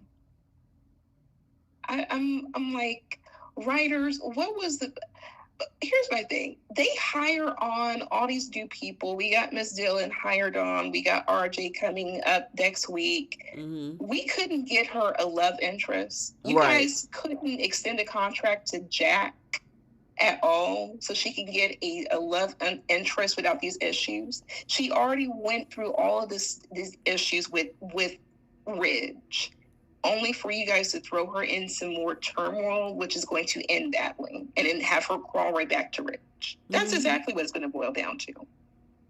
Yep. And we also had Brooke trying to get information out of Ridge, saying like, has she found a new love interest yet? Has she found anyone? I'm like, you just forever insecure. Did you You're see what insecure about your she sister. didn't use Taylor's name either. She's like, have you heard from Steffi's mother? I'm like, what was that was weird to me. Yeah, she said, I still think about her and I worry about her. No, you don't. No, you don't. You're insecure. Your ego is bruised. Your sister is claiming up on supposedly your name. It was your family name. But she's going to be the new fashionista in town, and then you're going to be sitting on the shelf. And then when it comes to Ridge, you always keep one eye open to make sure Taylor's not lurking around. That's why you're so pressed about her finding a man, so you don't have to worry about that anymore. You insecure. Mm-hmm. Per usual. Girl, that's crazy. Well, I'm curious, like, how the Soapies feels about Taylor and Deacon. Okay, so yeah, from a scale of, let me see. Put a 1 in the chat if you like Deacon and Taylor, or put a 2 in the chat if it's a no to Deacon and Taylor. So 1 for yes for Deacon and Taylor, or 2 for no for Deacon and Taylor. Let's see what they say. We will give it a second. But I'm not interested in the couple. I don't see the chemistry. I just don't. It seemed forced to me. I just don't like this for Taylor. Mm-hmm. I can't root for it, especially since Deacon has absolutely no reason to leave Sheila. Because he kept bringing up the lie, but at the same time, you just said that, yeah, just because she lied, that doesn't mean that she's reverting back to her old ways. Mm-hmm. Look at all the 2s in the chat. See, I wish J Money could see this. Mm-hmm. Because he's on the take on train. I just don't see it. Mm-hmm. Electro Soul Girl and Ron Julian. They said no. I'm trying to see if I can grab all of it. Hold on. And you put your question in there? Yes. Okay, give me a second. I'm gonna drop it in the chat. I copied it so that he can see it. Yeah. This is not a good look for Taylor, because now she's looking like a home wrecker. Deacon looking like a whole coward. Like, if you don't want to be with your wife, why did you take her back? Why did you make things work? Mm-hmm. Okay, and there you go. Okay. I put it in the chat. Yeah, thank you. Mm-hmm. Because I know I'm not going crazy. This is just not a good, like, look. I'm like, Taylor, you're going to go from broken heart syndrome to a pew-pew to the heart. Right. Like, one medical condition to the next. Like, come on now. Let's make it make sense. Mm-hmm. But I just don't understand why we're bringing on 2 new additions. No shade to them, but we can't give Taylor a love interest. For one, you can't even give her a home. Right. She everything's taking place in her office, in that little that shoe box of an office with no windows. Mm-hmm. But where were this romance? Where were the love scenes supposed to happen? You guys are in this brand new studio. Y'all can't give her like a bedroom or something. Like, she's a professional woman. How is it all the Logans are able to get their homes and their properties and this and that, but you had Taylor all of last year be up in Eric's house and then back to the shoebox of her office in a whole love story with this coward. Yeah, girl, I don't know. It like they were saying maybe they just don't like the Taylor character or something because I mean, you had her she was gypped at the altar over Brooke about 3 what is this 2024 years ago, and then you turn around and you bring her back with broken heart syndrome, only for her to get back involved with the same man who gave her broken heart syndrome to break her heart just recently and marry Brooke 5 minutes later. Then you want to throw her into a triangle, like Steffi said, with her, Deacon, and Sheila.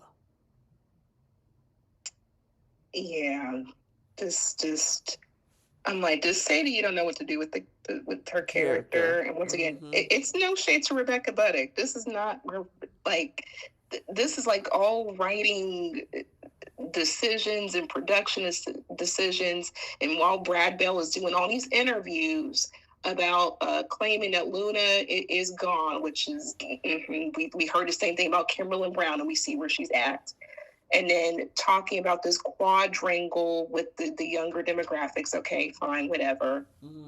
But it's like you guys constantly write Taylor in a downward spiral. Like, I don't get what the issue is with this character in the way that she's being mistreated on this show. But it's, I understand it's for soapy drama, whatever the case is, fine.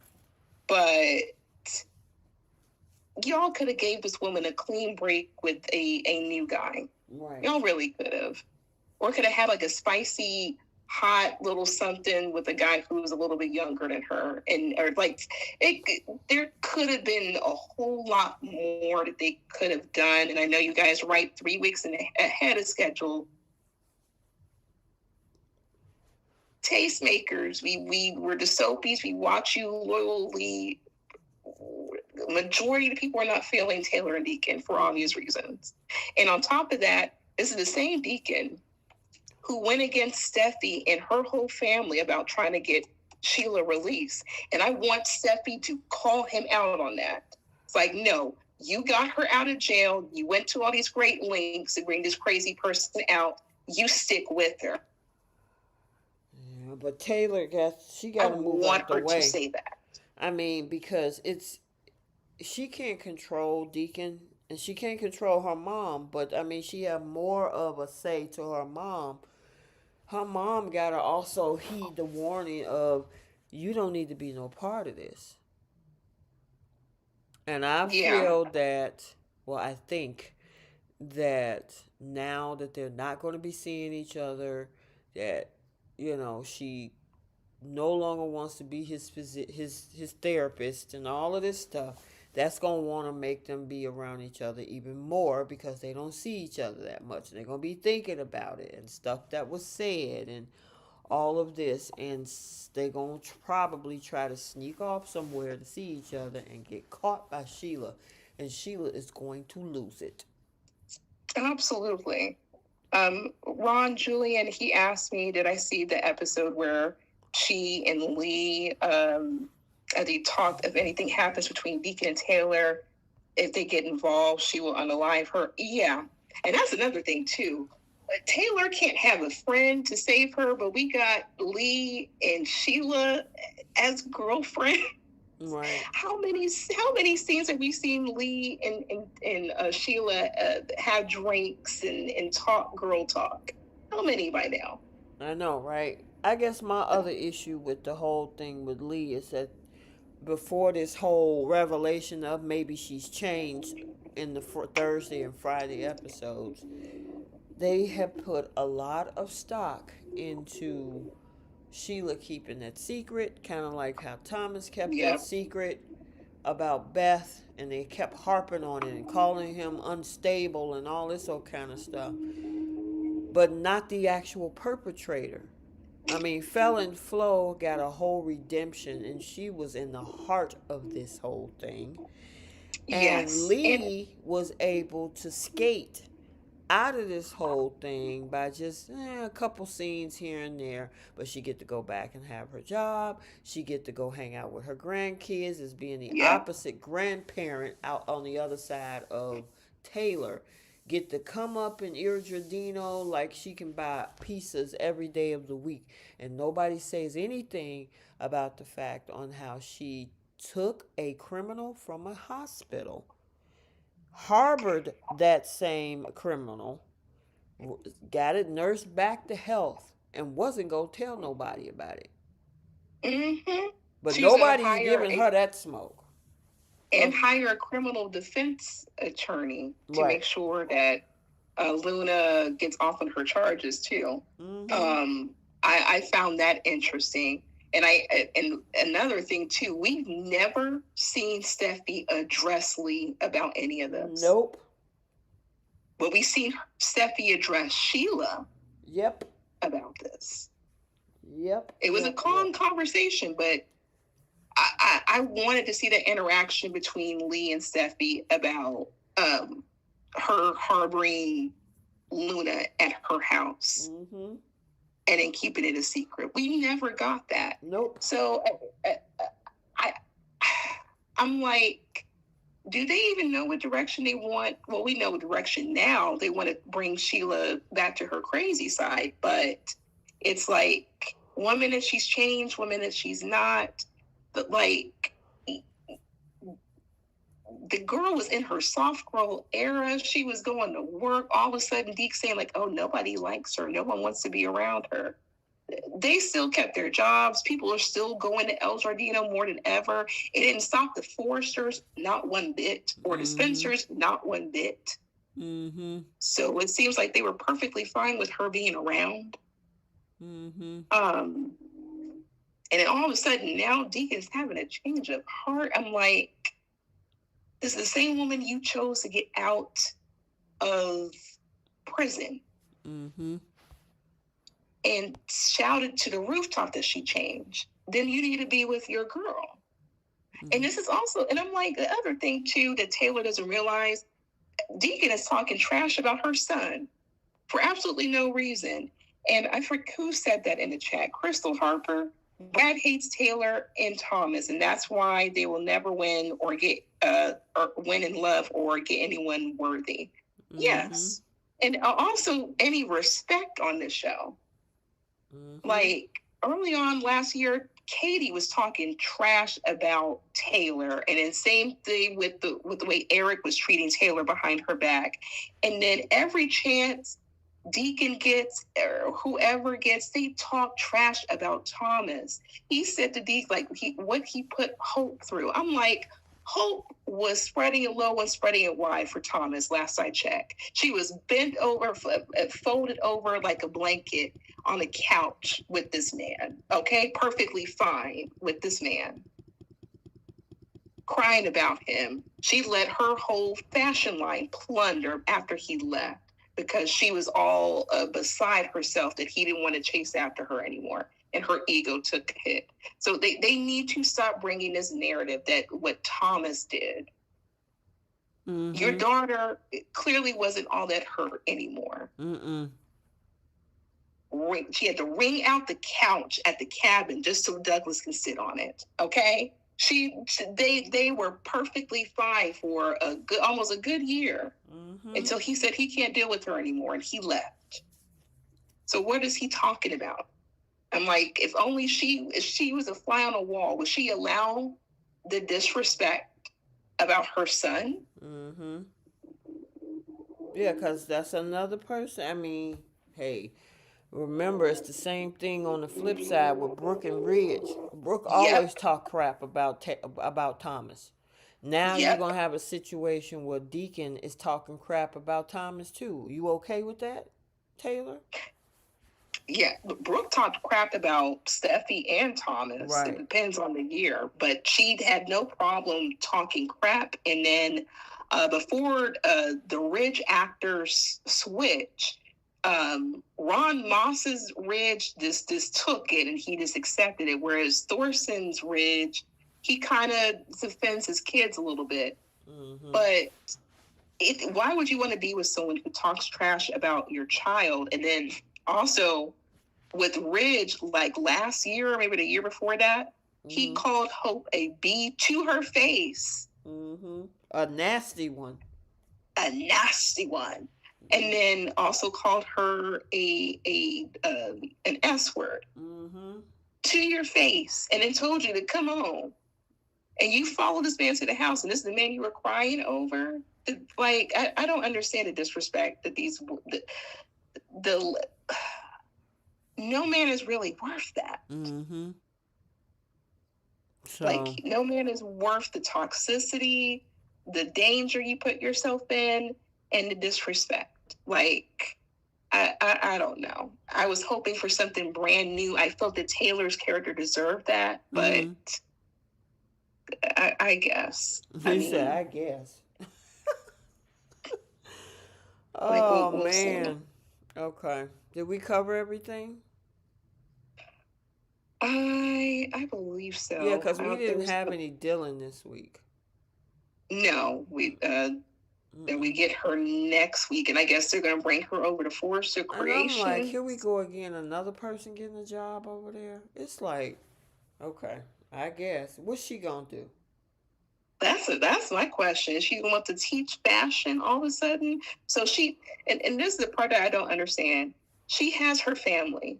She chooses to communicate with them through email, but she could have went back home but chose not to. And Mm-hmm. on top of that, she's going to college. They accept college kids who are homeless. They create dorm rooms and they give you a meal pass, all these different things. And they're not highlighting on this, but I Mm-mm. understand it's for a plot point. Mm-hmm. But she's able to get a job at Forrester and listen to them and be amongst them, but can't be around your family. Right.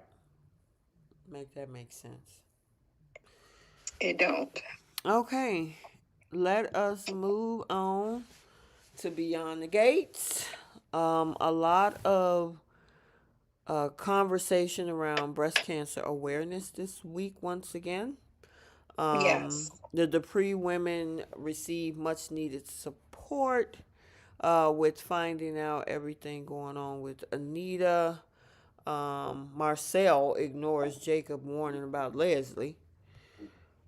Joey makes a promise to Vanessa. Anita went off on Tracy.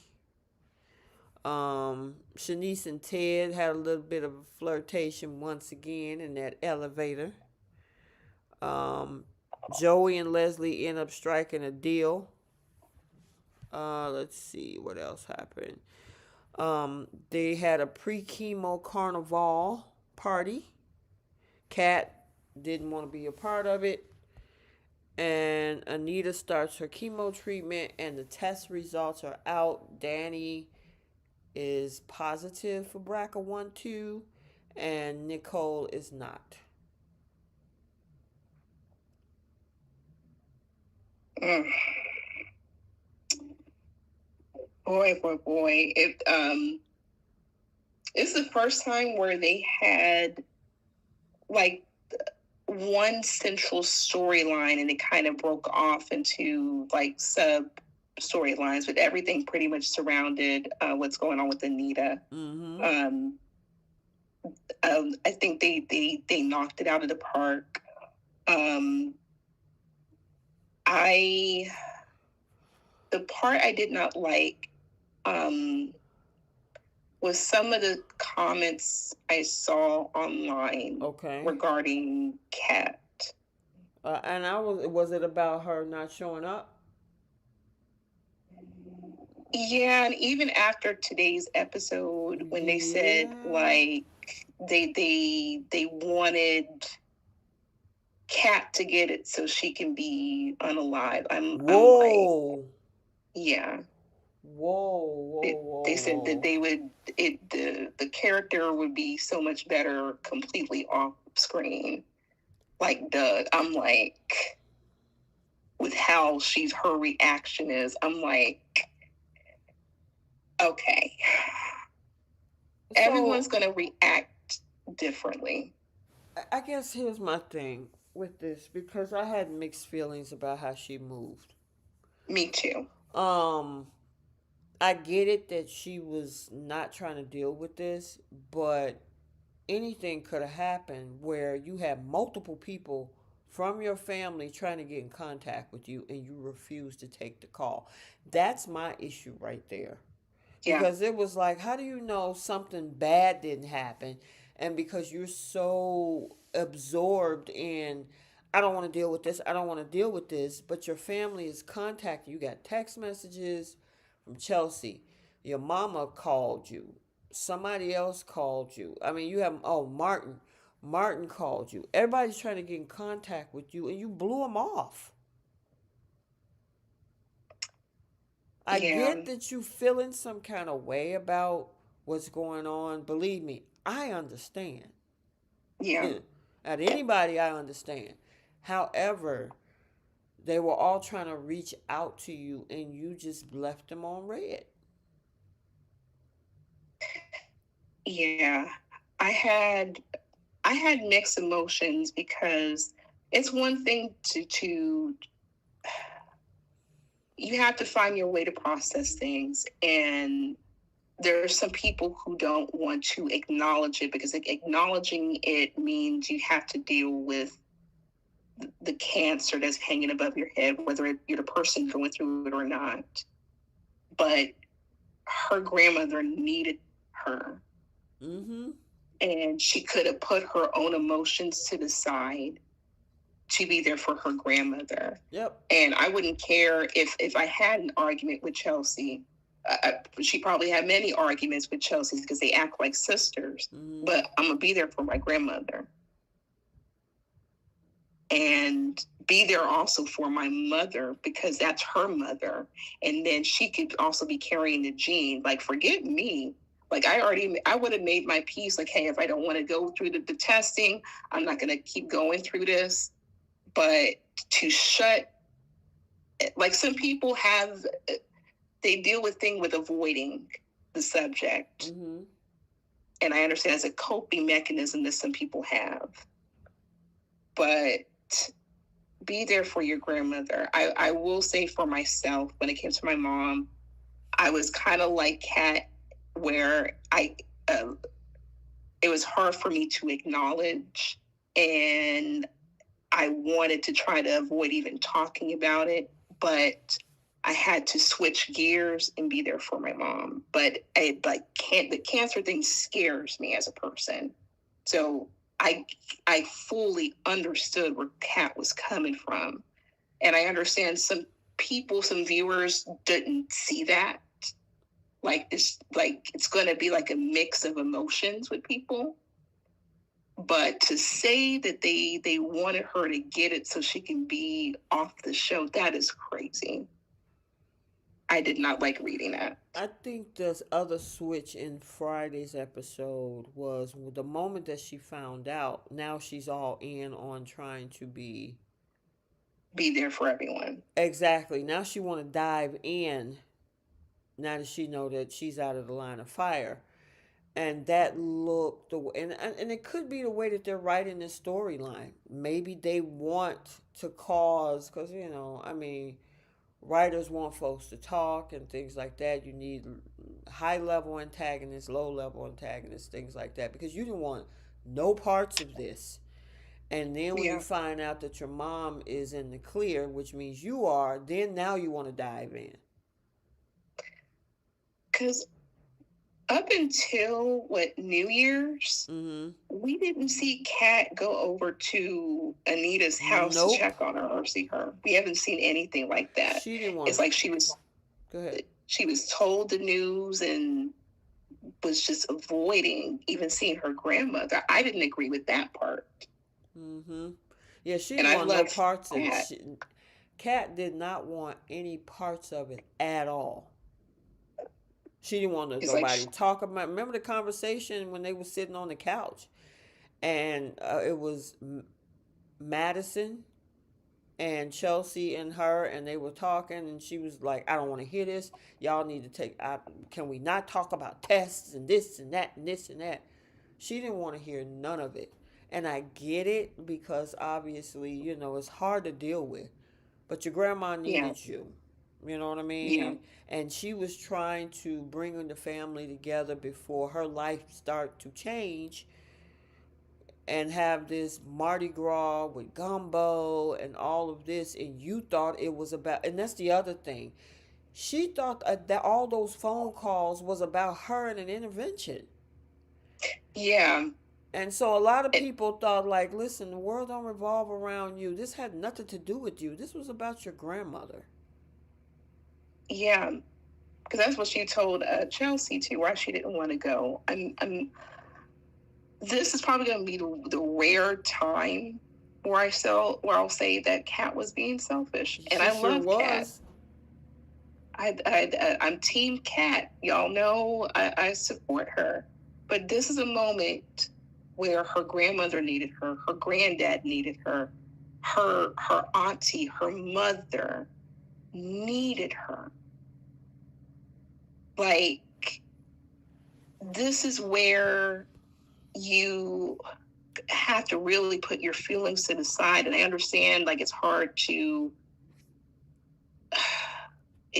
it's cancer is a scary thing, but she's wasn't a part of that whole Mardi Gras thing. And what if something were to happen? What if Anita's reaction to chemo wouldn't have gone great? You don't have a chance to have that memory. Right. And she's not in the And family photo either. not in the family photo. And it's just like something that is precious that you can't buy. This is something you won't be able to redo. Mm-mm. But it also starts with the fact that as soon as your mother told you about what was going on, she went straight to a bar. Okay. It was hard to deal with. But I would say after the fact, forget the Chelsea Cat business. Go see your grandmother. Lay eyes on her. Let her know that you're going to be there for her. Love on her. Everyone else was able to do that. Even Andre, he just got into this family. Mm-hmm. He's trying to be supportive. Even Bill. Mm-hmm. Everybody. Yep. Ted even saw Anita, I think, at the hospital, if I'm not mistaken. Mm-hmm. Everybody. But you.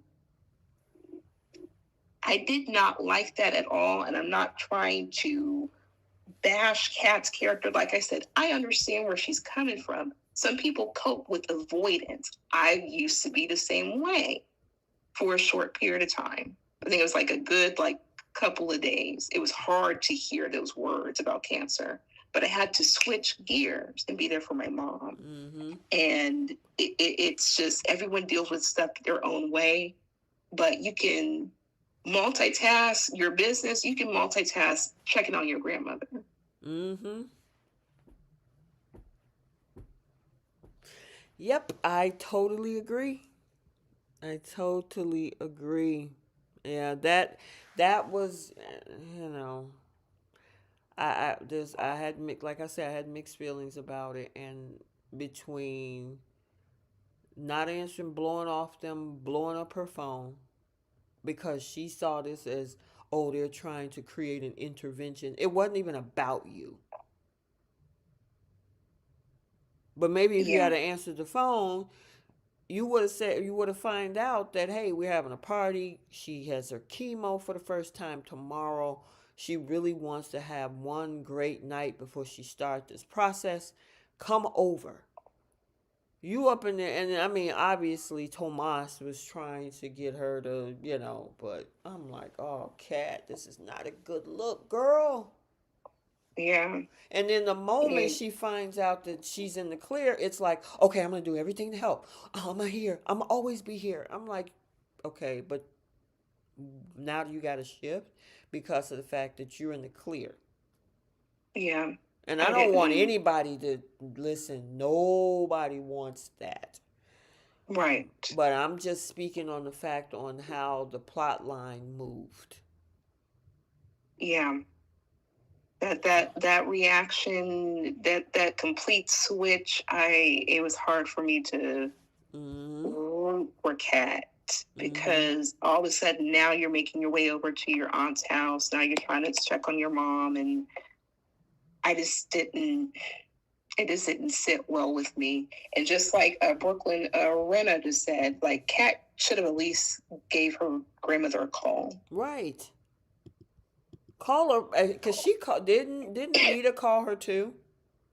Yeah, Yeah. Why did out of all of the people that try to reach out to you, you mean to tell me you couldn't call your grandmother back to say, hey, I know you called me. I don't know what this is about, and she would have told you, listen, I'm having a shindig over at the house. Come through.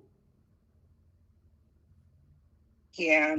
Like you don't get those memories back. Nope. And this is chemicals going into this woman's body, and people react to things a different type of way. And she wanted to try to celebrate with her kids before starting that chemotherapy process. Right. That is draining. People go through a lot of physical changes. Because I think and I'm glad that they touched on this too in the writing. Like, oh, your appetite changes, you can lose weight, lose your hair, like different things that if people aren't aware of, they're educating everyone through the storyline, and we get to see the different range of emotions. Mm-hmm. And I even think Naomi's reaction, it wasn't as bad as Kat's, but I wonder with the storyline here if this is going to kind of change her too now that she knows her mother is a carrier. Oh, well, it's gonna get interesting, but I have a feeling that, and I didn't see it so much in the promo, but what Mm-hmm. happens when Bill finds out that Danny is a carrier? And that is the other plot point. Because I think we talked about this, I think during like the New Year's podcast, Mm-hmm. where if it wasn't going to write where Kat finds out that she's carrying it, then it was going to write to where uh, Bill is going to zero in on Danny and want to be there for Danny and the girls. Mm-hmm. So So yeah, that's gonna get interesting. And poor Andre, because he's given heart and soul into this marriage. He is 110% husband. yeah, this is also why I didn't want those two to be married, because this woman had a 30 plus year marriage. Like, whether Andre likes it or not, Bill is a part of that family. They Like were Ted calling, said, remember who is that? Shanice told Ted that you will always be part of that family. yeah, like Mm-hmm. like he's embedded. He's been part of every aspect of Danny's adult life. They had kids, grown kids, but they will forever have the connection. Like, they just like what he's only been married to Haley almost a year now. Mm-hmm. So like a year or so in comparison to 30 years, it's going to be kind of hard to shake off. Mm-hmm. And I hope that Andre understands that you came into a relationship with a woman who was freshly divorced with grown children, so she can't give you any children. And she has her ex husband who she was pining over up until you guys decided to run off and elope in Vegas. Mm-hmm. So he's just going to have to deal with it. But I think that he's been doing great, and it looks like she's pivoting. But with this diagnosis, I feel she's going to lean on to Bill, Oh, and of course. that's gonna really shift things for her and Andre. Um, And if he tries but to go back to what's that girl? Ashley, Ashley, they already got Jordy coming in for her. So. yay! Mm-hmm. So I forget what they said his character's name is. I think it's like Grayson, or I think it is Grayson Okay. Ramirez or something.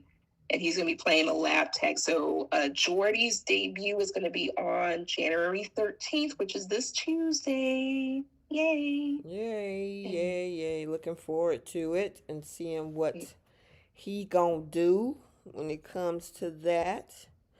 All right. yeah. What do you think about Leslie and Marcel? Uh, just, I'm not surprised that she's leaning towards yet another married man.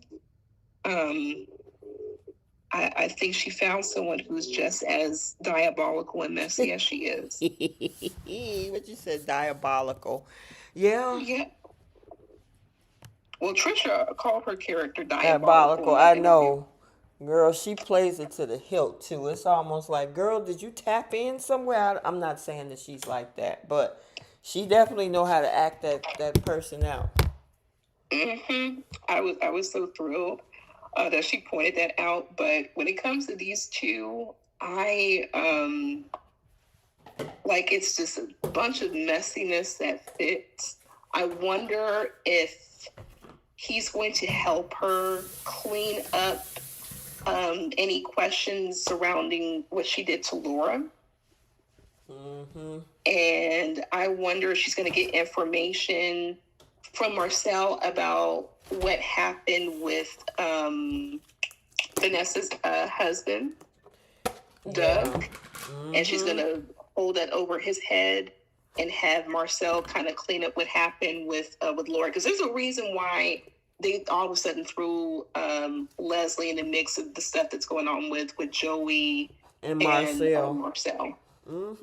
And and the way that he was trying to have Leslie put Doug's name on the whole project, she was like, "Why you doing all that?" It's something. And she ain't stupid. She like, "Yeah, some you going through great lengths to do this. Why?" So I think that's going to be a question mark, and especially if Marcel says something about it, oh yeah, them two might be cooked. um, Cheryl Hines said people on social media are calling Marcel Timu Shaft. Oh my goodness, Timu Shaft. Wow. That's his new nickname, Timu Shaft. Girl, you're not going to use that, I hope. Are Then you going to he's use a, it? we got Timu Ted and we got Timu Shaft. That's why, did you hear me, Brie? I said, are you actually going to use that name? Uh-huh. Oh, We gonna call it. We love a good nickname. And who is this who just snuck up on here? who was that? Oh hey.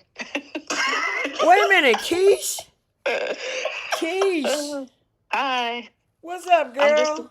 I'm just here to listen, that's all. We talking about BTG. Okay. Wait a minute, do you want to throw some 2 cents in about anything? Nah, you Nah. guys, I'm good. Okay. Okay, she's gonna be incognito. Mm-hmm. But Timu Shaft, I love that. Thank you, Cheryl. It fits him. It fits him perfectly, and they're messy enough that they fit each other perfectly. Um, but yeah, they're a diabolical couple. I can't wait to see what that full interview is going to be like, because they interviewed the whole cast of BTG, and it's supposed to air. I want to say towards the end of this month, like January 28th, 29th, something like that. Oh, okay. So we're going to look out for that. But it's supposed to air on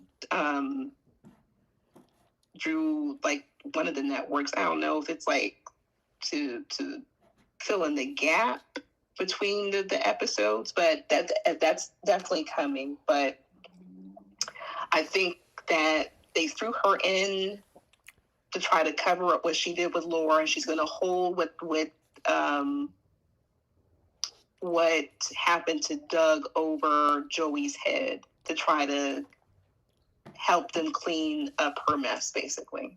Mm-hmm. Yeah, this is about to get real interesting.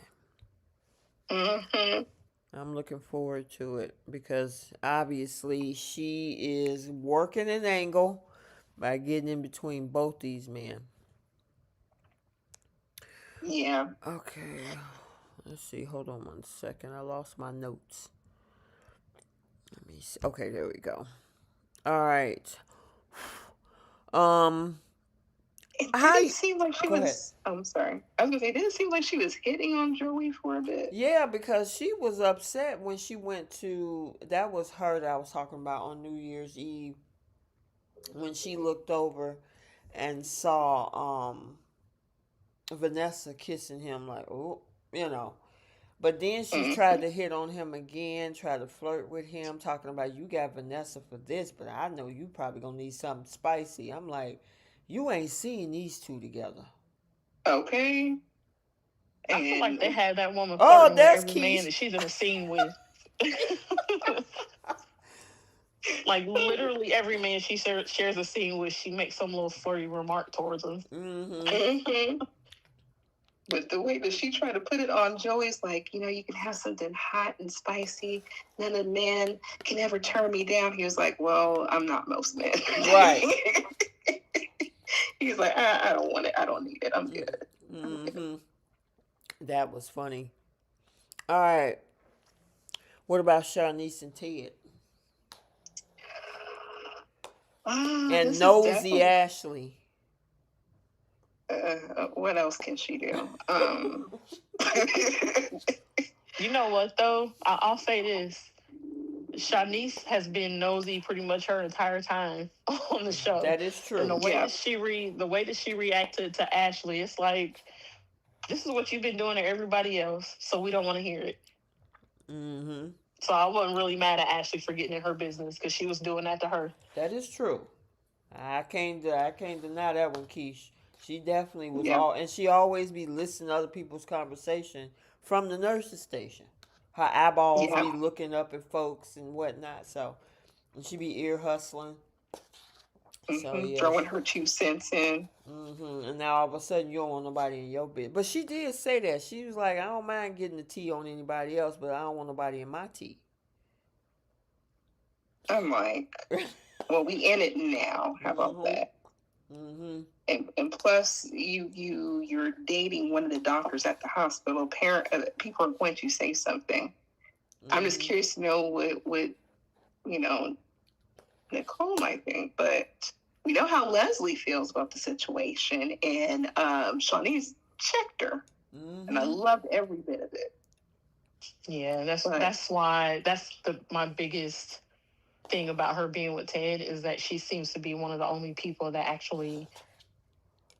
will actually check Leslie instead of just, I don't know, doing what Nicole does, which is, Let I her feel like she that's just slide. right. tries to ignore her. Yeah. So Mm-hmm. I enjoy that little back and forth that Shanice gives her. Are y'all liking I the chemistry between them two? I I kind of do. do. Okay. It's I do. playful. Yeah.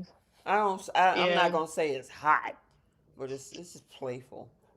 Like Yeah. it's I enjoy it. lukewarm. It's getting there. Mm-hmm. The way he kissed her at New Year's, I was like, oh, okay. And I'm thinking that I don't think Nicole is going to care. I think the drama that she's going to have is just going to be Leslie. Mm. Okay. Now, what do y'all think about Carlton and her and Nicole? Boo. You Boo. think it's I boring? was Boo. I was excited about her and Carlton at first, but now they're kind of boring. Mm-hmm. They look cute together. They're just a boring couple. Yeah. They're both very attractive people. He's a very handsome man. We've seen him on was he on Sisters or one of the other What? shows? Yeah, I don't remember him on Sisters. He's on one of the other shows, but you know what I mean. Mm. It's just they are so robotic together. Like, oh Mm-hmm. my gosh, like you brought me flowers. Let's set a date. Let me open up my calendar to set a date. This is great. We're having fun. Did you enjoy your drink? It's just Yeah. very boxy, very like there's no heat, there's no spice, there's no excitement. Like it's night and day in comparison to like Andre and Danny, for example. You Mm-hmm. know, They had immediate chemistry, that immediate fireworks. And I'm like, whatever happened to Dr. Rollins? What happened to the other doctor? The guy who was newly hired? Like, she had more chemistry with him than she does with Carlton. I don't know. Like, Ted seems to be winning, whereas Nicole, like, she just needs to kind of loosen up a little bit. Not change her character entirely, but a guy who can embrace a different side to her. Right. You know? Or they need to pair her with a guy that has a little more spark, because her Right. character is so calm and, you know, buttoned up. They should have, I don't know, they should have paired her with somebody that's a little more loose. I agree with But that. who? But Yeah, who but on the who? That's show? the question. Well, I don't know. I mean, they Mhm. cast the guy that's playing Kyle. So I mean, they could have casted her with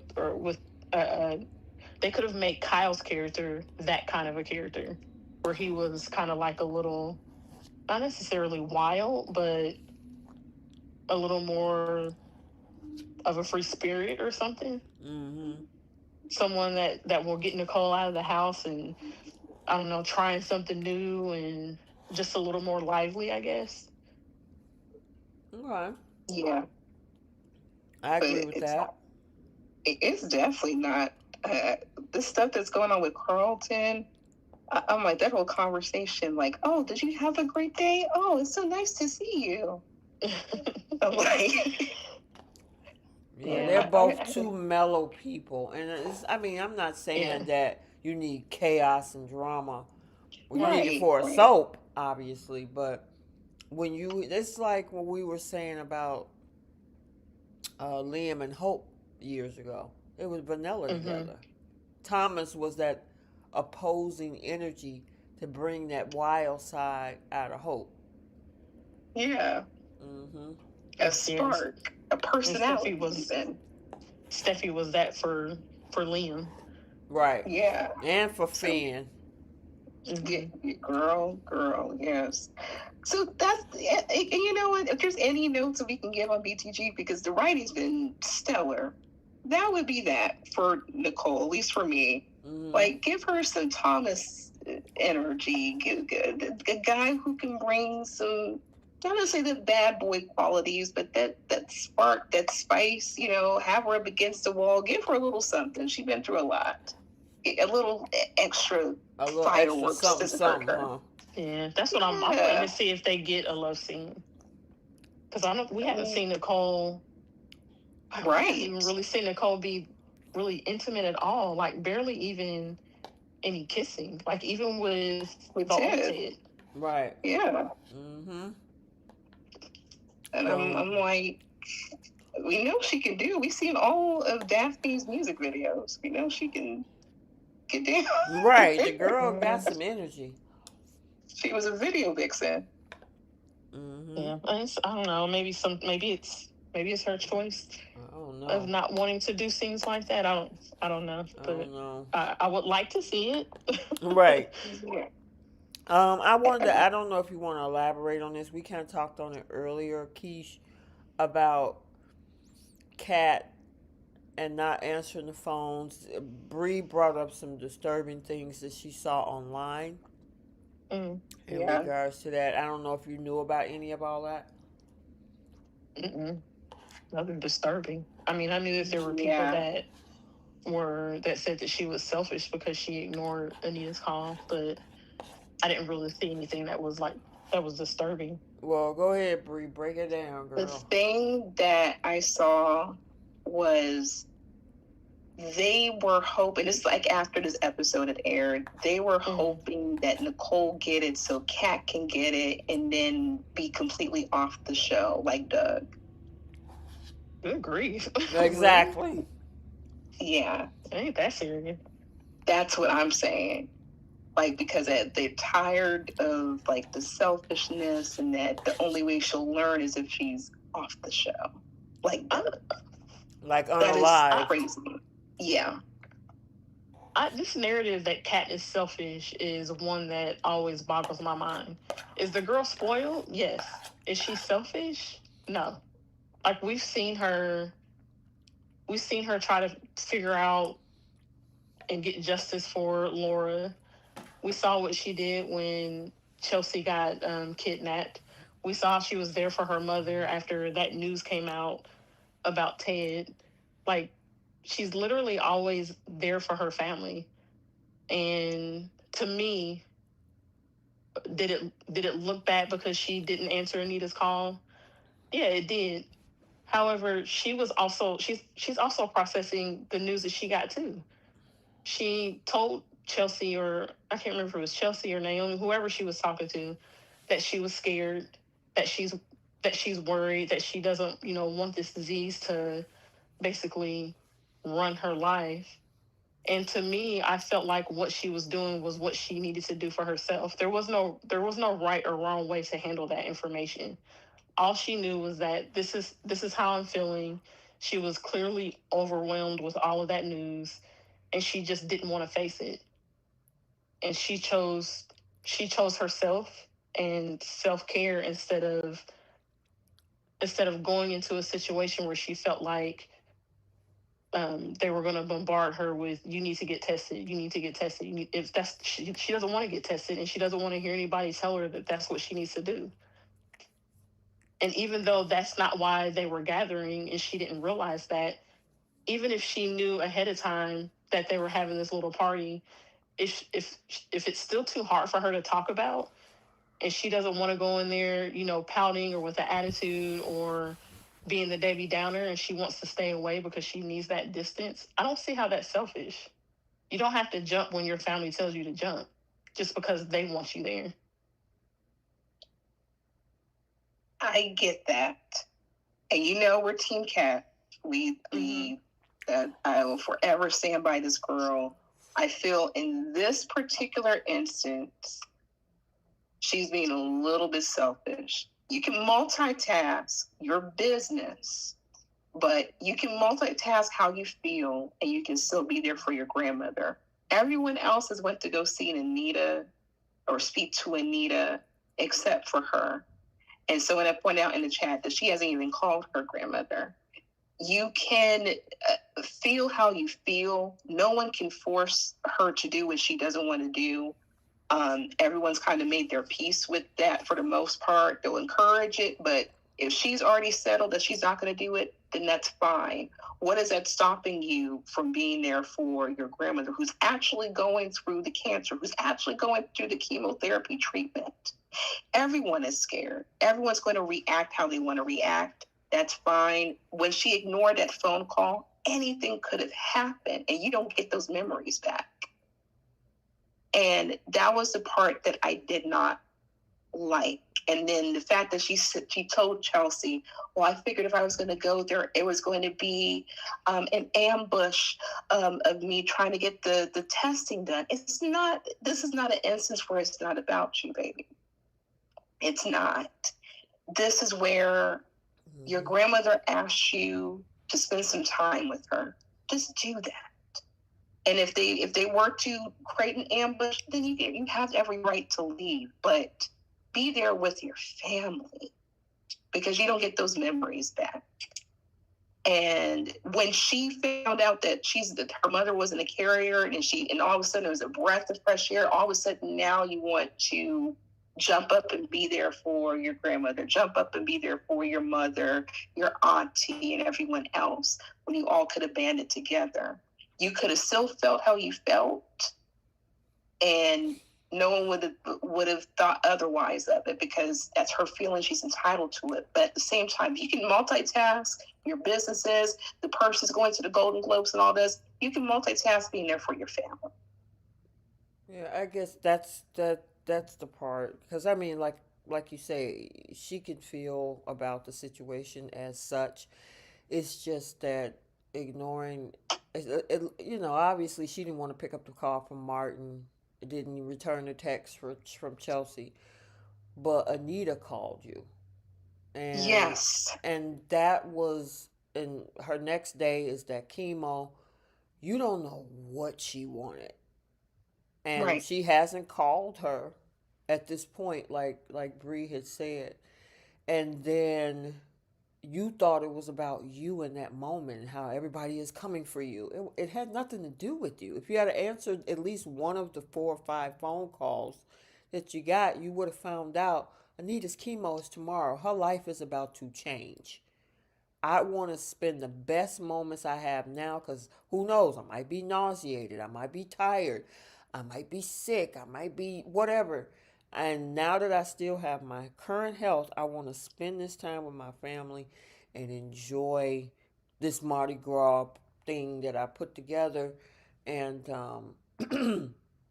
and be able to take a family photo. She thought it was about her in that moment. And then, like Bree said, the next day when she found out that she was in the clear, now you want to be 110% 10 toes down with all of it. But beforehand, you didn't want anybody to even bring up tests. Right. So it looked weird, the dynamics. Because I mean, like I had mixed feelings because obviously this is hard to deal with, whether you're the Yeah. patient or whether you're the family member. But Yeah. Anita is the one that is the priority in this situation at this point. And it was just blown over. She didn't return anybody's phone call. She found out the next day. And then she's like, oh my God, I didn't know. Well, maybe if you had to pick up the phone, you would have found out, at least from Anita. Yeah. And like I said, Kat is my girl. I absolutely love Kat. I will forever defend her. But this was where I did not agree with. I understand where she was coming from. I went through avoidance for a short period of time when I thought my mom had cancer. I get it. I understand those shoes. I know But firsthand what it's like because I was a patient. So, yeah, but uh, you I understand why Anita wanted to do that because, and I'm glad that they touched on like chemotherapy, how chemotherapy changes people, mm-hmm. like your appetite, your weight, your hair. She might not recognize her grandmother as she knows her to be, and that's something she needs to, as a grown woman, she needs to adjust to. And I just I understand people will feel how they feel about Kat's reaction. I didn't like the stuff that I read Yeah, online that's about her crazy. reaction. That was going overboard. Right. That's But ridiculous. but I'm like I said, when Kat is right, she's right. But I did not agree with how she handled this. Just like Brooklyn and Brandon said, like she could have at least made a phone call to Anita to check on her. Yep. So Yeah. that's our thoughts. I was just wondering what you thought, Keish. And that hey, that's what we do here. We have difference of opinions, Mm-hmm. and Yeah. obviously there because I've seen some comments in the chat that says she's young, she don't know how to process it. So, hey, everybody has their thoughts on this matter, and that's why we have these conversations on the Mm-hmm. And podcast. I don't Mm-hmm. even think age has anything to do with it. Because I mean, Mm-hmm. I relate to Kat because I can be that way where when it comes to uh, stuff like this, where you're dealing with um, whether it's health issues or whatever other kind of drama you might have going on in It's your just life or with your uncomfortable. family, Mm-hmm. I I am I am an avoider. I avoid. I don't answer anybody's phone call because I need time to process whatever it is that's going on, and I don't want to talk about it with you. I don't want to talk about it with anybody. I just want to deal with it. I'm going to deal with it on my own. And when I'm ready to talk to people, then I'll call you back or I'll pick up my phone. But I, I I've never I can't take people telling me how I need to feel and how I should deal with something. And I feel like that is what Kat was going through. And I get like I get the people that don't agree. I don't get when people say you are wrong for that because you can't tell somebody that they're wrong about how they feel or about how they process their emotions or how they deal with things. I think after the fact, she realized it, which is why she was Mm-hmm. apologizing to everybody. Yeah, you know. and that's one of the things I like about Kat is that we've seen like that is a theme with her character, is she will she will talk through why she reacted the way she did, what her intention was for a certain react or for a certain action that she took, and if she feels like she was in the wrong or she did something wrong, then she'll acknowledge it and she'll apologize. And she's probably one of the only characters on that show that does that, while everybody else might make an excuse or is just completely ignorant and oblivious to what they've done that hurt someone else. Um, so that's one of the things I do like about Kat. And even though she did apologize to everybody today, I personally, I still don't think that she did anything wrong. I think that was just the way that she was handling the situation in the moment. Like in that moment, she was overwhelmed with what was going on and she couldn't deal with it or face it. And I don't think that that makes her wrong. I just think she just needed that time to understand and to figure out how to handle it. Okay.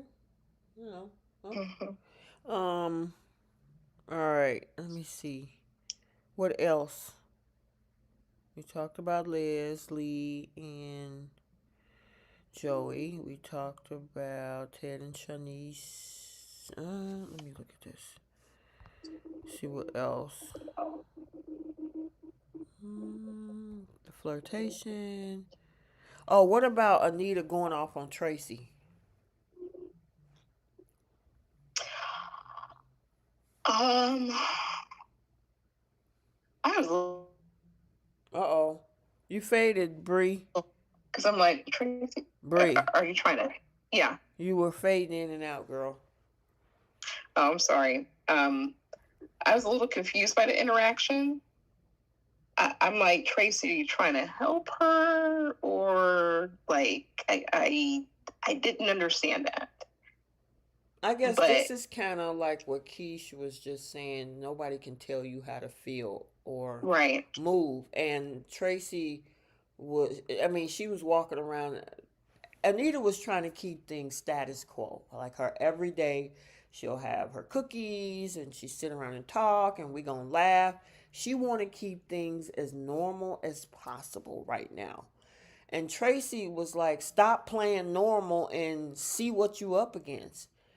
And Anita was like, what are you trying to do? I know what I'm up against. Let me handle this the way that I need to handle it and let us just talk like we normally talk. And Tracy kept pushing the issue, and Anita was like, okay, let me tell you about yourself right now. yeah, and everyone Uh oh, you faded again, girl. and Bree, you faded again. I faded again. Yep. Why am I fading? Oh my goodness. Um, so everyone has their own coping mechanism. Mm-hmm. I feel like Kat's situation is smaller in comparison to what Anita's going through, and I personally couldn't tell a person who's going through cancer and cancer treatment how they should feel, because they're Anita's feeling a range of emotion where she, like, the only way she can cope is keeping the status quo as if nothing happened. It's probably where Kat gets it from. Um, but it's hard to wrap your head around something like that, especially because Anita just found out, what, a few weeks ago. Yeah, but it was almost like Tracy was expecting her to be sad and laying around depressed and zoned out, and she was being her regular self, and she was like, why are you pretending that this is not happening? And Anita was like, I'm not pretending, I know what's coming, but I just want to Yeah, make sure that I enjoy these current moments that I have, because I don't know, I might be sick, I might be nauseous, I might be this, I might be that.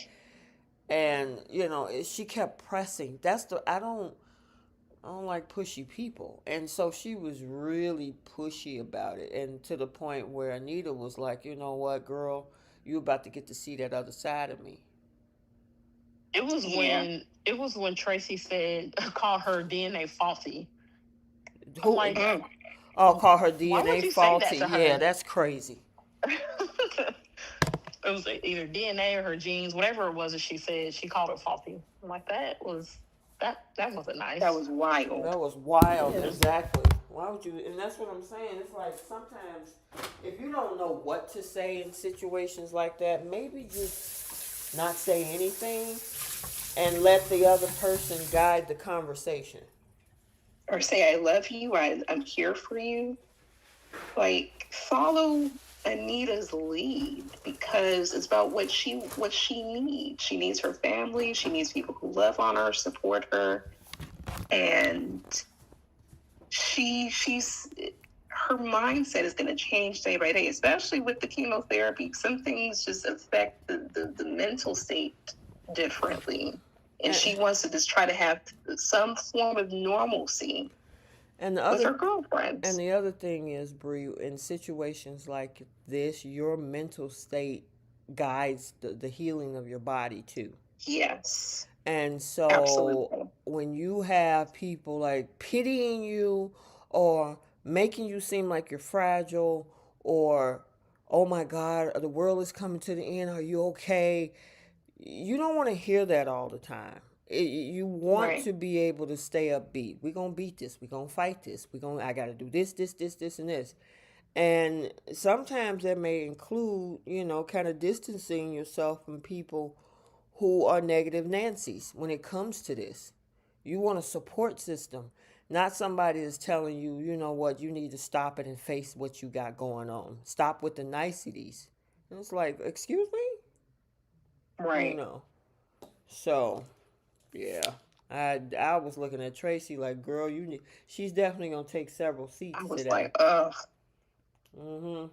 I'm like, poor Anita. Yeah, I was just like, that's wonderful, phenomenal acting by Tamara Tooney. This is such a good storyline. Yes, it is. Yes, it is. Oh yeah, when she threw that, yeah, exactly, Paris. Yep, she got mad and started throwing things. It's like, why would you want to go over there and take away somebody's joy in that moment? Wait, who was throwing things? When Anita, Anita. when she was talking to Tracy, Oh, that's and, right. yeah, Mm-hmm. and then Rory had walked in when she did that. The one thing about this storyline is they have all brought it. Yep. Yep, every last one of All of them. them. Mm-hmm. All of them fighting for an Emmy this year. Ooh, Lord. Ooh, all of them. All Mm-hmm. of them, all of them, all of them. Um, so she did finally go through the chemo. Um, you know, what did y'all think about the fact when she asked did the girls get the test, Vernon just lied quick and said, no, I ain't heard nothing. I think he made the right choice. I do I too. think he can wait to tell her until after she's through her treatment and they're back home and then sit down and let her know the news. I don't think it was And necessary to tell her in that specific moment. I agree with that. I probably would have done the same thing. It's kind of like what you just said, T. The mental state, affects her overall health. She's getting chemicals put into her body, and if she's in a bad mind state, that could affect her treatment. So it's enough to where at least one of the parents know what's going on with their daughters, and he's trying to balance out, how the family feels, but also try to look out for the best interest of his wife. So I didn't mind that with Vernon. I have a feeling that she's not going to be happy about that because she don't want nobody treating her like a withering flower. So, and I mean, she asked directly. She wanted to know. And I don't think she was like one of those people to like fall apart about it. I think she truly wanted to know about whether or not one of her girls has this gene. And, it's probably the reason they focused on his face and how he quickly said, oh, we ain't heard nothing. I'm wondering how she gonna feel about that when it might come out that he knew and didn't tell her. I think it'll probably be a quick. Yeah. Why wouldn't you tell me? And then they'll move on. I don't think it'll be anything that's harped on. Yeah, because they went straight over to Danny's house in the previews. Mm-hmm. So she probably found out and was ready to be there for her baby. But I get where he was coming from with that. That's he's not trying to put any more on her besides what she's already going through, which should be the bigger focus.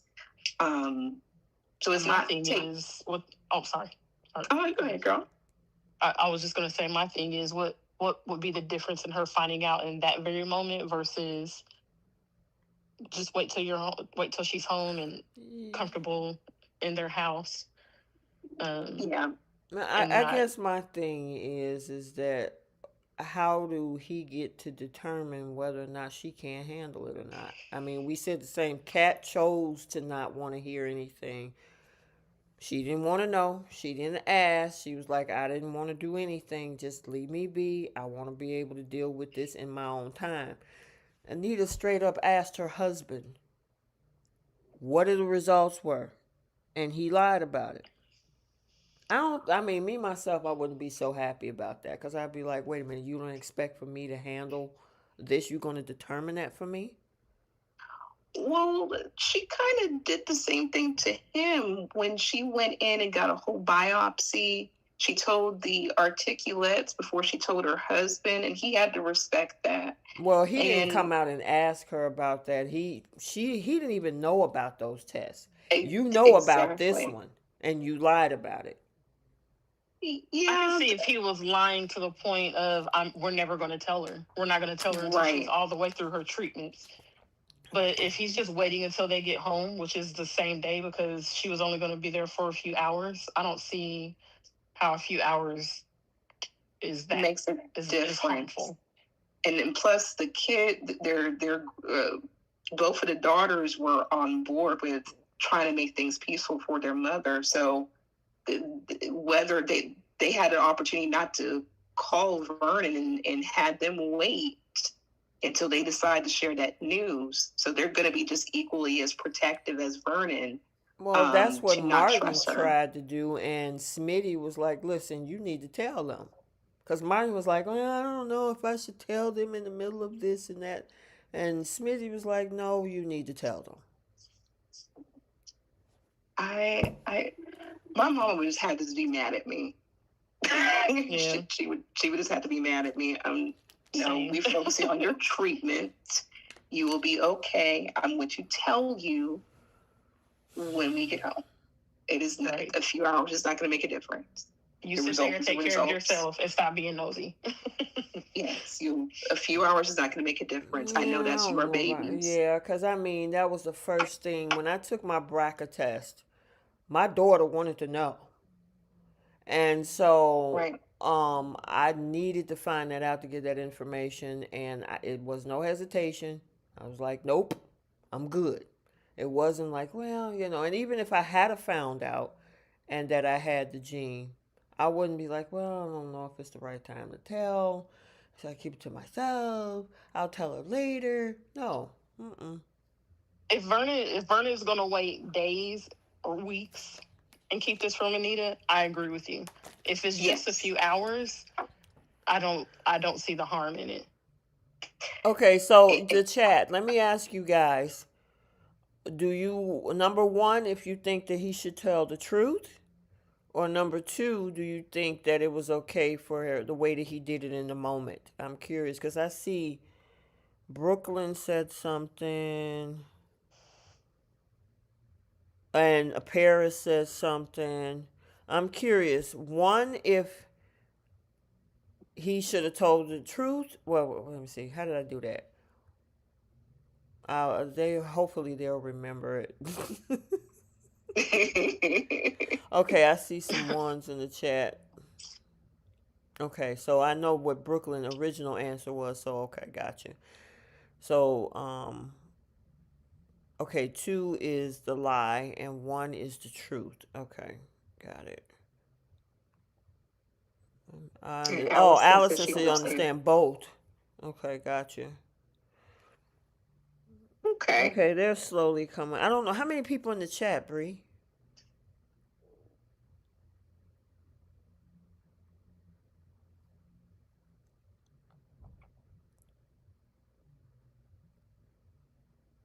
And we're just checking, so there's no silence here. She's just checking to see how many people in the chat. We got almost 100 people still Oh, okay, in the good. chat. Okay, so yeah, I got a bunch of ninja watchers in the background, I guess. So, Yeah. Yes. because I see only a Yeah. few, it's a mixed bag. So, you know, it's that's why we do these conversations. I said before when we talk about cat, and now we talking about Anita and Vernon. You would, some of us might have a difference of opinion, and it's the same thing in the chat, and that's why we have these type of conversations. So, Mm-hmm. And we have storylines where we are able to have healthy discussions. We can relate to certain situations. It's not, and I don't even think the storyline is even doom and gloom. It's just relatable. We have loved ones who've gone through it. We would have our own reactions. This is why I love this show. Mhm. right. And I like how I just absolutely love how they're progressing this story. And that I feel like if this was one of the others, we would still be in the stage where nobody knew. Yeah. We have already gotten to the stage where we got the test results back on Danny and Nicole's test. Like, And she's doing like chemotherapy. Right. I feel like all of this would have taken like 2 or 3 months down the road before I any think of the it happened. closest that one of the soaps came to that was when Stephanie Forrester died when she had that lung cancer. Yeah. Yes. Now that was one that they definitely did well, and I'm assuming they probably did that so well because it was going to be like her her exit. last, her exit from the show. But with so Sharon, when Sharon Newman, I guess, when she, whatever she is, when Sharon went through it, we didn't get all of the extras. There was like no try to find out if Mariah or Faith had it or anything like that, you know? Yeah. So. Yeah, it's a full on educational storyline. Like how we talk about it's always like the PSA storylines and some of the other soaps. This was like a well articulated, so many different viewpoints, like great storyline arc. And they actually have her showing the what they call that thing that it's not an implant. Um The port. the port. There you go. The port in her chest and all of that, you know. So they really being very, like you say, articulate and specific on how they play out this storyline. Mm-hmm. Hi, Sawana. Hey, girl, hey. And then they even talked about how the gene can affect the males in the family because if it was in Nicole's line, Martin would have to check for prostate and all that, which that is true. So they really are trying to give awareness to everything. Yeah, love every bit of this, and it also kind of gives us a bit of a mental break from the Leslie antics. Like it's in the background, it's not the center focus like it's been for the past several months. Right. But this is so beautiful. Everyone's knocked it out the park with the acting. Like I loved every bit of this. Yep, I agree. I agree. All right. Um. Okay, there was some promise. Let me see that Joey made to Vanessa.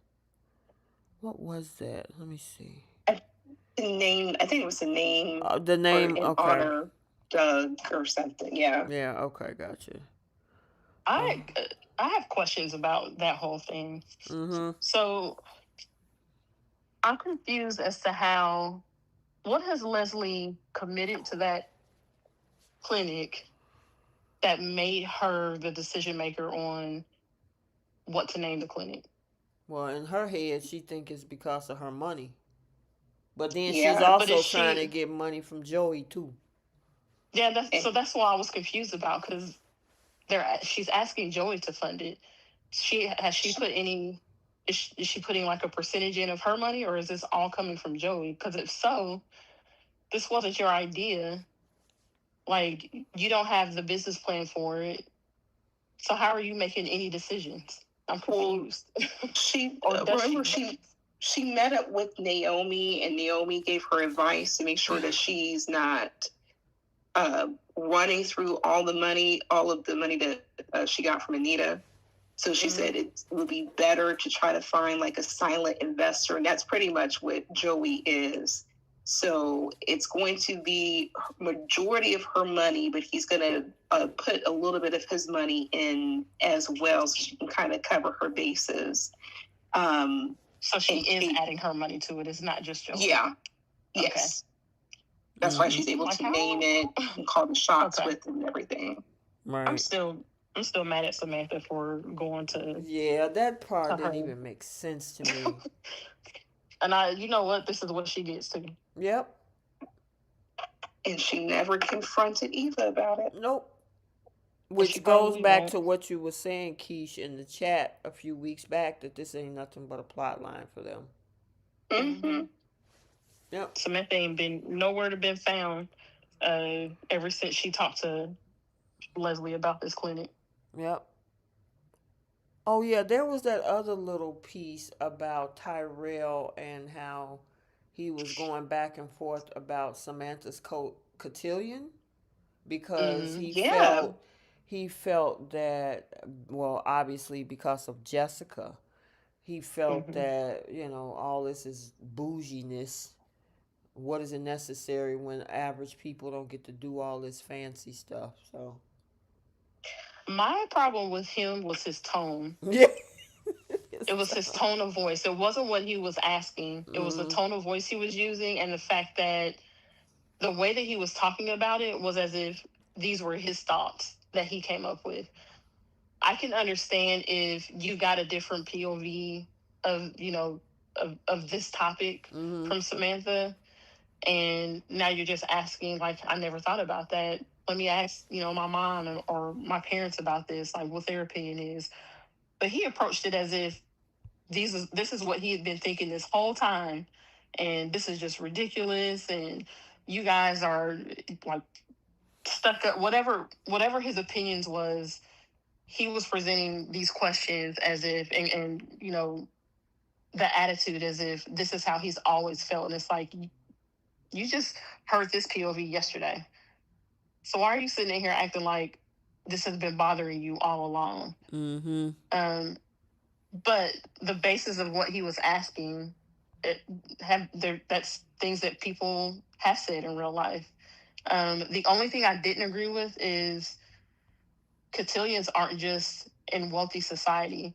Like, I live in a middle class. I grew up in a middle class city, and we had 4 cotillions every year. Two for the guys, 2 for the girls, and they're sponsored by one of the D9 fraternities or sororities. And we're a middle class society here, and they have to do things to participate, like fundraising. They get scholarship rewards, depending on like who raises the most money. There's community service that's involved with it, and that's been around for like, I don't know, at least 50 plus years. So it's not just a wealthy society thing. Middle class people can do it too. Yeah. And he was like, well, normal people don't care about this. I'm like, well, I think it's normally called like Sweet 16 parties. Is that something that's similar, isn't it? No, these are actual like cotillions, Okay. and botillions. And like the 2 that we have here, one is sponsored by one of the Delta chapters in the area, and then the other one is the AKAs, and then the Alphas for the male, and the Kappas sponsor their own for teenage boys, and it's just like that, where they're presented to, I guess, society, or however you want to say it. They talk about their accomplishments, where they're going to college.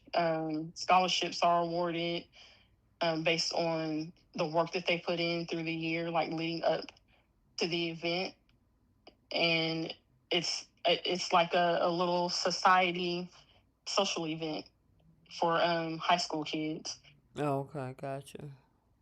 That, and wear the little wedding style dresses and have their escorts and all that. It's fun. Oh, okay. Yeah. Cool, cool. And I'm like, Jessica had a lot of opinions for something that she wasn't fully educated on. Had she grew up like Kat, like Martin, and like how Samantha and Tyrell are living right now, she would have a completely different opinion. He can't help how he's been brought up into this world. The parents that adopted him for a better part of his adolescence happen to have money, happen to have fame and fortune and whatnot. But this is an environment, in comparison to how we see a lot of the kids act nowadays. These girls are like prim and proper. They're taught etiquette. They're taught, how to be decent, how to carry themselves. It's a completely different environment. It doesn't necessarily do with money. It has to be the way that you position yourself and how poised you are. And these are things that are taught when you're within certain groups. Whereas, yes, there's some people who don't have those opportunities, but you can't shame somebody who grew up the way that they did. And this is the environment that they're in. You can say that you can't relate to it without bashing people who have this opportunity. And it has nothing to do with like looking down on rich people. They're trying to raise money too. Like they're positioned to celebrate in a different kind of way, dressing up, showing off etiquette, showing off, a different way to carry yourself in comparison to what we see nowadays. Yep. So, yeah, well, obviously he's all excited about his little girlfriend. And I think also this week we saw um him, what's his name? Isaiah tried to talk her into staying or going to stay instead of going to UCLA. I'm like, that girl gonna go when she wanna go. You Right. don't have Didn't to they say deal that she with had a it. scholarship? Yeah, I mean, you're trying to convince this girl to stay, but I mean, if she gonna want to go to, because she wants to blend in and get to see other people and not be around this social economic level and all of this stuff. And I get it if you want to explore the world and get out there, but Tyrell gonna Girl, you have to. going to UCLA? I know that's, It's but I gonna be guess, even more bougie out there. but it's a large public university versus probably the fact that they're in a smaller bubble like environment. You know what I mean? So she ready to like pop out. Yeah, but don't stay for no boy. I would never tell my daughter to do anything like that. I don't have a daughter, but no, you got a full ride scholarship. Go. Get your education on. Did she seem like she was considering it? I don't remember that part of the show. We don't She know. listened to him, but I don't think that was a make or break moment for her. Oh, okay. Yeah. Yeah. So If anything, it'll be Tyrell trying to follow her. I feel like exactly. with Well, Vanessa's first remember cousin. that was the plot where he wanted to not go to Banneker and go to UCLA, and his parents was like, "Why?" Yeah. So who knows? But anywho, did we cover everything? I believe we did. Oh yeah, Tammy, yeah. He said breeders also kids these days who don't respect the different people born and raised in specialty persons. Oh yeah, Yeah, they there's people who are born handicapped, disabled, citizens, elderly. My son is special needs, so I completely agree with that. Like, there's just different types of people out there, and it just brings awareness. Yep. All right. Well, we're going to get into our final segments. Flip the script. Who taking several seats? Star of the week, pickle of the week, Simple Olympics, and the Lily Winters Award. All right. So for Young and the Restless, for the week of the 5th through the 9th, what are you flipping?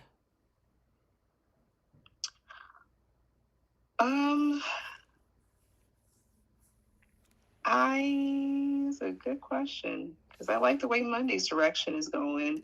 You can't you can't get that Monday off your brain, huh?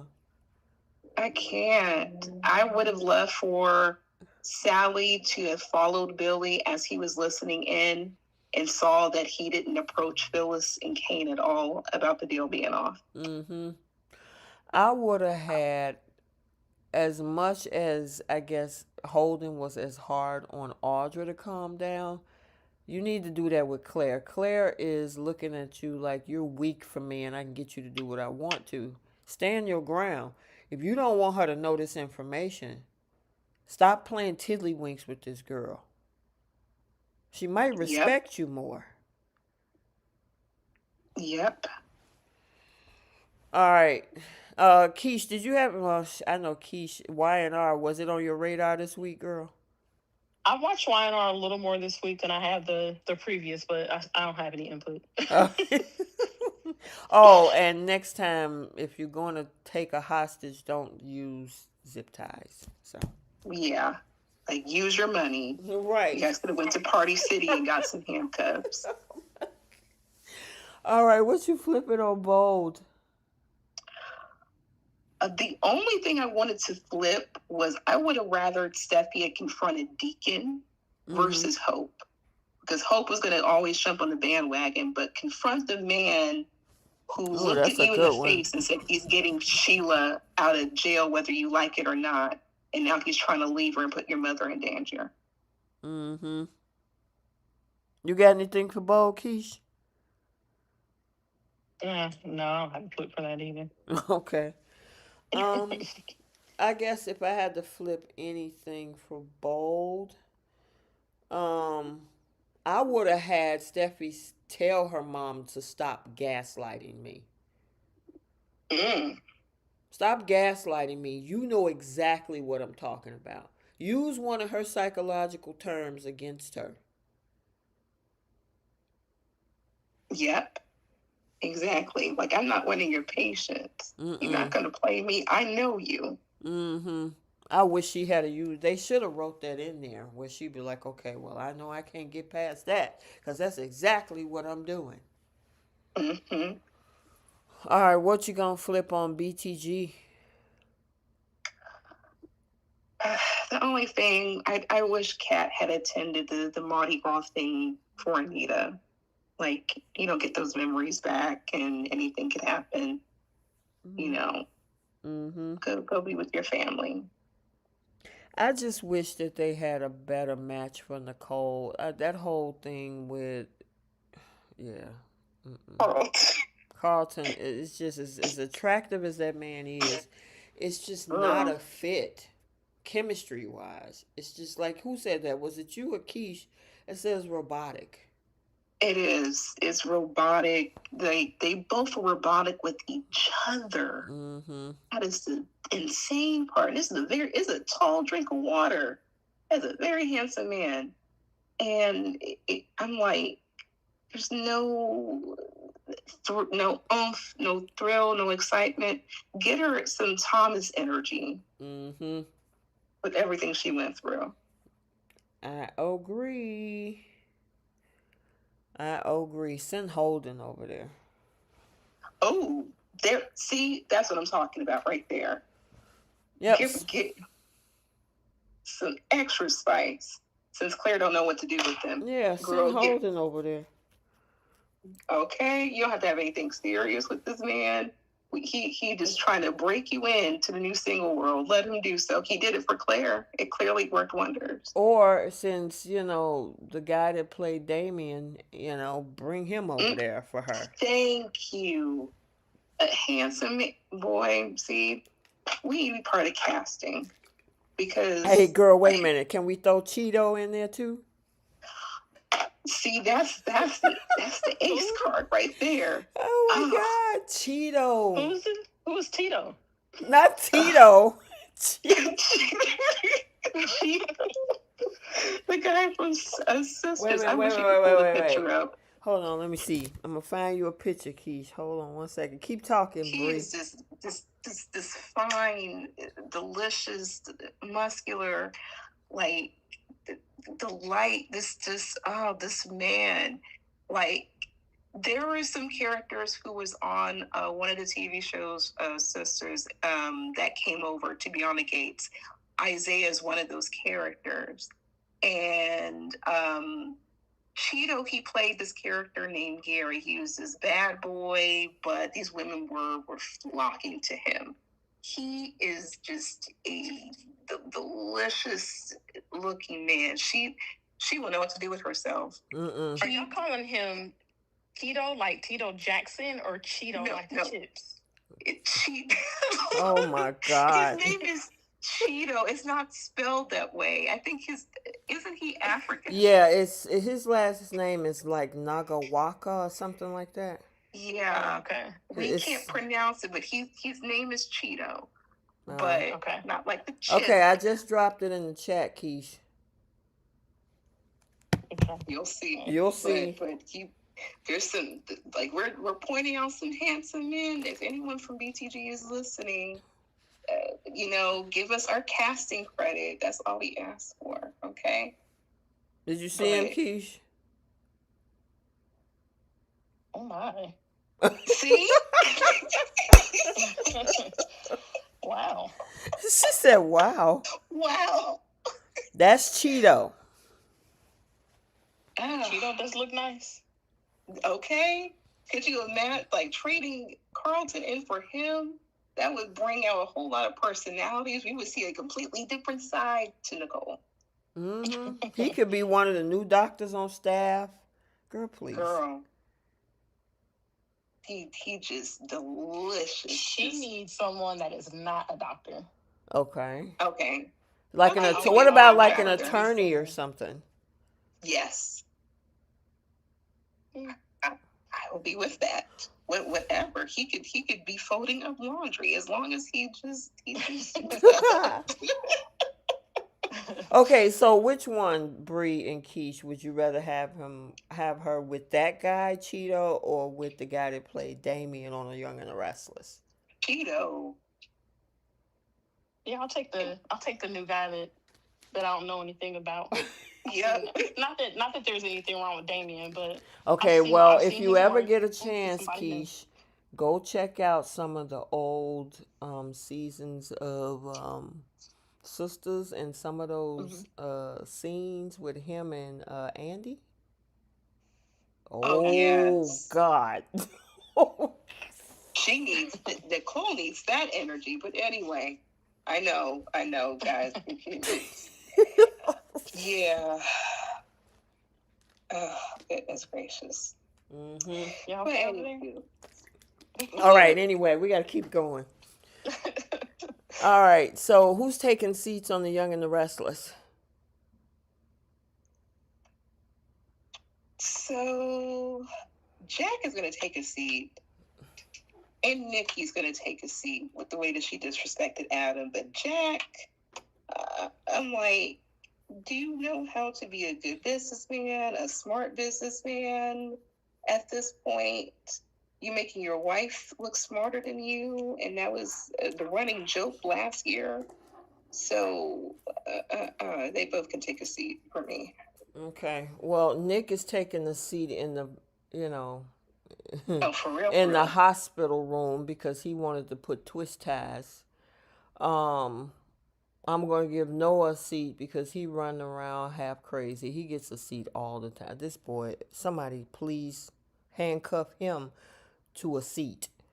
Um, and let me see. I'm gonna have to give Claire a seat because it was like, girl, do you want to fight or not? Yeah,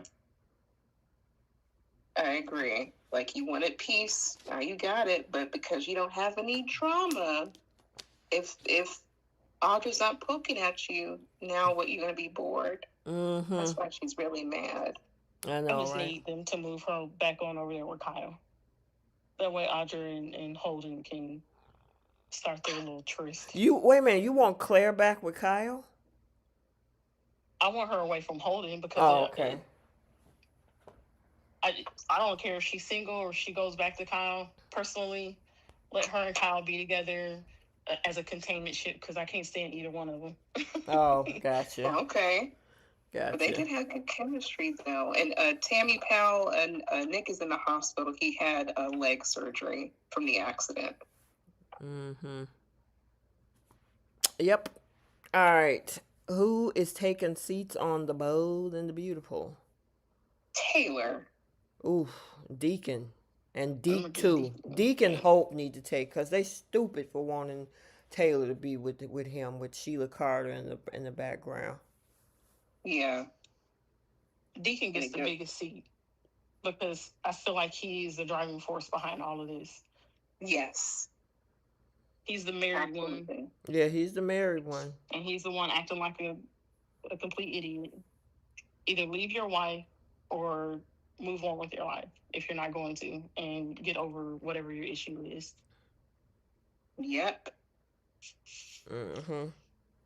All right. Who's taking seats on BTG?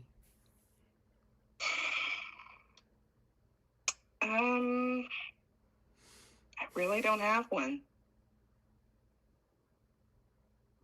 I think everyone was pretty much stellar this week. I mean, Leslie didn't get on my nerves as usual. she, Oh, Naomi can have a seat. Oh, what you got, Keish? The way she was talking to, once again, the way she was talking to Jacob today. Oh yeah. This that's man right. is concerned about you. He just wants to make sure you're okay. And she's sitting at the table annoyed. Like Jacob cannot breathe without this woman jumping on his back about something. Did you And I hear just what felt she? like Go ahead. I just felt like the way she spoke to him today was it was just so unnecessary. And then gonna go to when she gets to Danny's house, she was like, "Did you ask Andre to leave because he was getting on your nerves?" Because that's how she felt about Jacob. Like, girl, set this man free already, Well, please. did you hear what she said in conversation? Because he said, "I want to know how you feel, and I want you to talk to me." And she said, "I won't talk to you again until the next session." And Yeah, I'm like, I'll "How tell you? you. Y'all live in the same house. You're not gonna talk to him Right. until the next session?"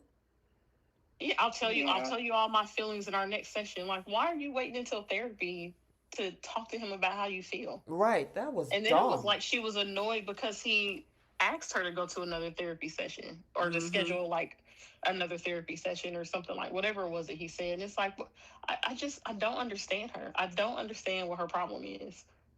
I really don't. It's like she literally hates her husband. That's how she acts. It's like it's nails on the chalkboard for her when Jacob does anything or says anything to her. Yeah, that's probably because she prefer a man like Isaiah. Mm-hmm. Or Yeah. maybe Luke. What you I said say? they need to cast. I said, or maybe his brother Luke, the And older brother. somebody, because she is just annoyed with how nice Jacob is to her. Mm-hmm. So Yeah, she made me mad today. I know, right? I'm trying to think who would I give a seat to. I'm gonna give a seat to Tracy. I don't like how she was pushing Anita. Yeah. That's a good point. I didn't like how she called Anita's DNA faulty. Yeah, that too. So she definitely can take several seats for that one. All right. Yeah. Star of the week on The Young and the Restless. And I know what Bree is going to say. It's gonna be Roger Hogwell, who plays. Girl, his name is Horwell. You have a different Horwell. H name for him Bree. every week. That's what I was getting ready to say. Bree pronounces his name different every time. I know, right? Okay. Roger Ho. Oh, why don't you just say Roger H, girl? The guy who plays Matt Clark. Mm-hmm. I love his acting. When you guys see Monday's episode, he will crack you up. I was laughing the way he was cracking on everybody. It Oh was so good. yeah, it's gonna be hilarious on Monday. Mm-hmm. Oh man, I love him as an addition to the show. I agree. Yeah. You'll see on Monday he should have been Tucker McCall, that's all I'm gonna say. But Yep. yeah, Roger Ho, Hogwell, Hallwell, whatever. Yeah. Horwath. Add letters, subtract the letters. Right, you just all over the place. Oh my God, that poor man. Sorry, Roger, if you're listening to our We're sorry. podcast. We love you. You know, I struggle with names sometimes. That's why I give out nicknames. Mm-hmm. There you go. There it is. Brooklyn put it in the chat. Howarth. Howarth. Oh wow, I was way off. Yeah, you were. You said Hogwell. I'm like, what? Oh my God. Okay, star of the week, bold. What even happened on Bold this week? Yeah, that really stood out. I don't. Oh, I guess I will give it to Jackie. Oh, how she went in, coming in hot. Yeah. That's a good kick. Yep. Yeah. Talking some sense into her mom. Yeah. You know, people was online talking about Steffi's being a hypocrite. What? Because of her past. Yeah. People were actually annoyed at Steffi because they were saying that she doesn't have room to question Taylor and talk to Taylor like that and judge her because of what she's done in her past. And I'm like, what person in their right mind wouldn't tell their mom not to do something this foolish just because they may have done something stupid in their past? It didn't even make sense. Right, and the fact that it's Sheila Carter. Sheesh. Right. I don't think she would say anything if it was anyone else. I think she would prefer it be anyone else. Yeah, I mean, even when she was trying to get up under Ridge when he was with Brooke, she would keep it secret. Mom, my dad, he loves you. You know, y'all can work it out. So she has done that before, but she don't want Sheila in this situation. So. Right, and rightfully so. She's proof of that. Both her and her mother that you don't want to cross that road. So. Did you look at Lady Linda's comment?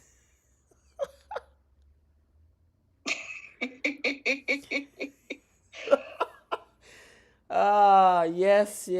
Sweet. That's all I'm gonna say. Yep. Anyway, the star of the week on BTG. Ooh, Lord, it's a lot of them. I can't even pick. I wish I could just nominate the whole cast, but I'm going to give it to Tamara, who plays Anita. Yeah, she did good. I guess if I had to pick somebody different, maybe Danny or Carla. Yeah. Yeah. So. Many to choose from, which is a great issue. Yeah, that's a great issue to have. Great issue. All right, pickle of the week, Young. I'm gonna give my pickle. Kane and Lily's kids. Girl, they ain't even on screen. But they are my nerves. How are you going to text your daddy that I talk with Charlie, we want nothing to do with you? You have no reason to cut your dad off. Mm-hmm. None. I'm gonna give it to Jack because I mean that dude, he didn't even think twice about what to do. You got this situation in your hands because your son has been tracking what's going on, found Mitch Matt, and you like, oh, let me get on the phone and go tell Victor. Can you come up with a plan first? Yeah. and actually execute that, because the Right. original plan was waiting on Nikki. Yeah, exactly. And Michael. Yep. How'd that work How'd out? that work out? Mm-hmm. Oh, and Pickle of the Week, BTG. Did we skip Bold? Oh, did we? Yeah, we skipped Bold. I'm sorry. Pickle Bold. That's Deacon. Mm-hmm. I'm gonna give it to Deke and Hope, cause it's like, are y'all are y'all thinking straight? Y'all want y'all daddy away from him, yet y'all know that it's gonna cause a whole lot of trauma to do that, but you don't care. Especially since she would be coming after Steffi's mom. Exactly. Mm-hmm. You got anything, Keish? Nope, I agree with that one. Okay.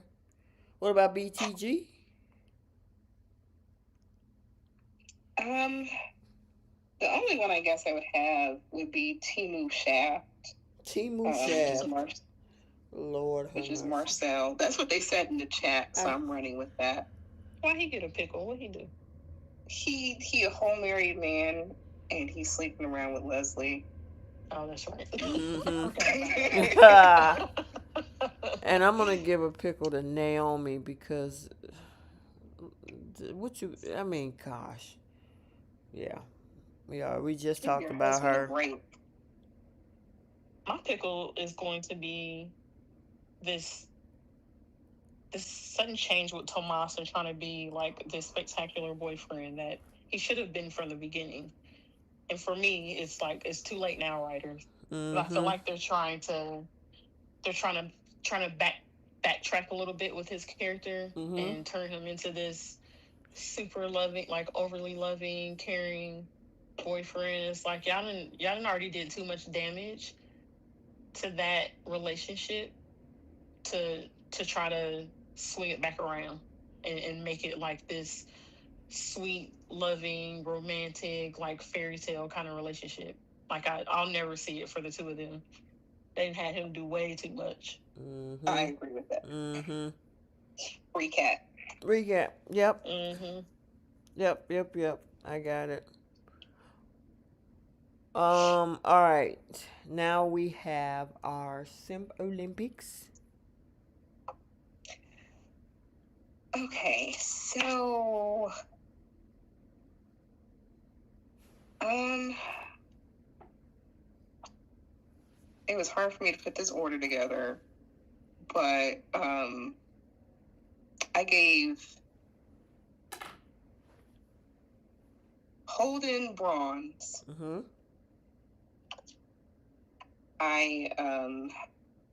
Holden bronze. I gave Adam silver for the way he's caping for his dad's shenanigans, Mm-hmm. and he knows everybody is right. He knows everybody is right. Right. Um, I gave Noah silver this go around, Jack gold, and I'm still gonna give Michael platinum with the way that he's moving. Mm-hmm. Especially this week.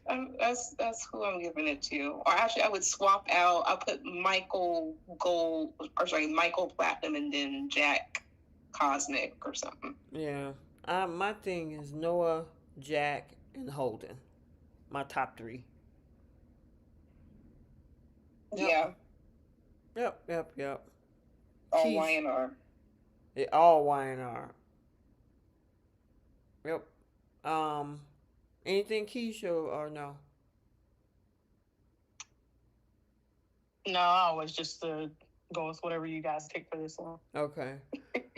And then the Lily Winters Award goes to. Lily Winters. Mm-hmm. She wanted her own award at the beginning of the year. You got it, girl. And then you carried yourself on. Bye. Mm-hmm. Like, girl, bye. Yeah, that child get on my nerves. I shout out again, Crystal Khalil and her maternity leave. Yes. But Happy, healthy baby, right. hopefully. But Yeah, Lily got her own award. I mean, if I had to give a couple of honorable mentions, Claire would get one. Yep. Naomi would get one. Yep. And Kat would get one. Okay. I'm done. But Lily, she earned her award and she said, I'm going to go. Okay, bye. Mm-hmm. We see you when we And see then you. she got all the way there, and them kids, as soon as she got there, the kids was like, I'm done with you. Yep. I wonder if she had an influence to that. It seems so. But she probably gonna regret that pretty soon. I wonder how she gonna react. Or is she gonna be his kryptonite? Out of sight, out of mind. It's going to be something different from Monday's episode. I know that. Mm-hmm.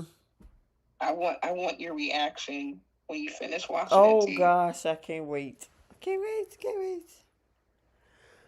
Did you watch it yet, Keish, or no?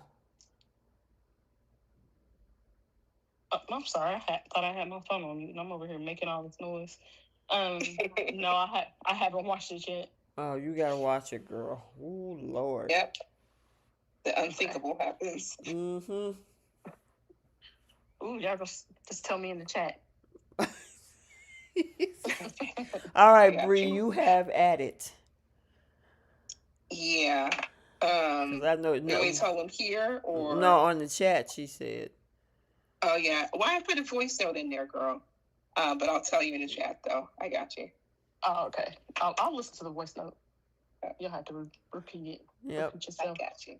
All right, you guys, hit the like button on the way out. We appreciate your participation and enjoying the conversation with myself, T, Bree, and Keish.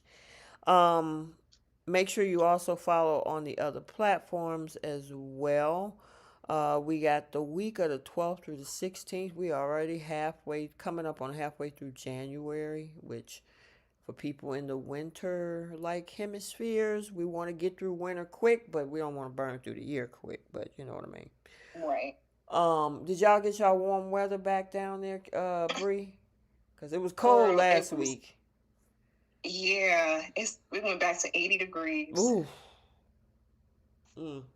Man, you know, 80 degrees in January is crazy. I know. I'm so jealous. 80 degrees. What temperature is it up there? Well, we did get in the 50s here, which I ain't gonna complain. It could be a lot worse. Yeah. And the snow and all melted from early December, so. We've been in the 60s for the past couple of days, but it's going back down to the 40s tomorrow. Yeah. Oh wow. Mm-hmm.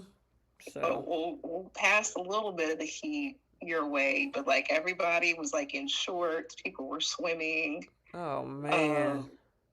Yeah, it went back to 80 degrees. Good grief, girl. That sounds so nice.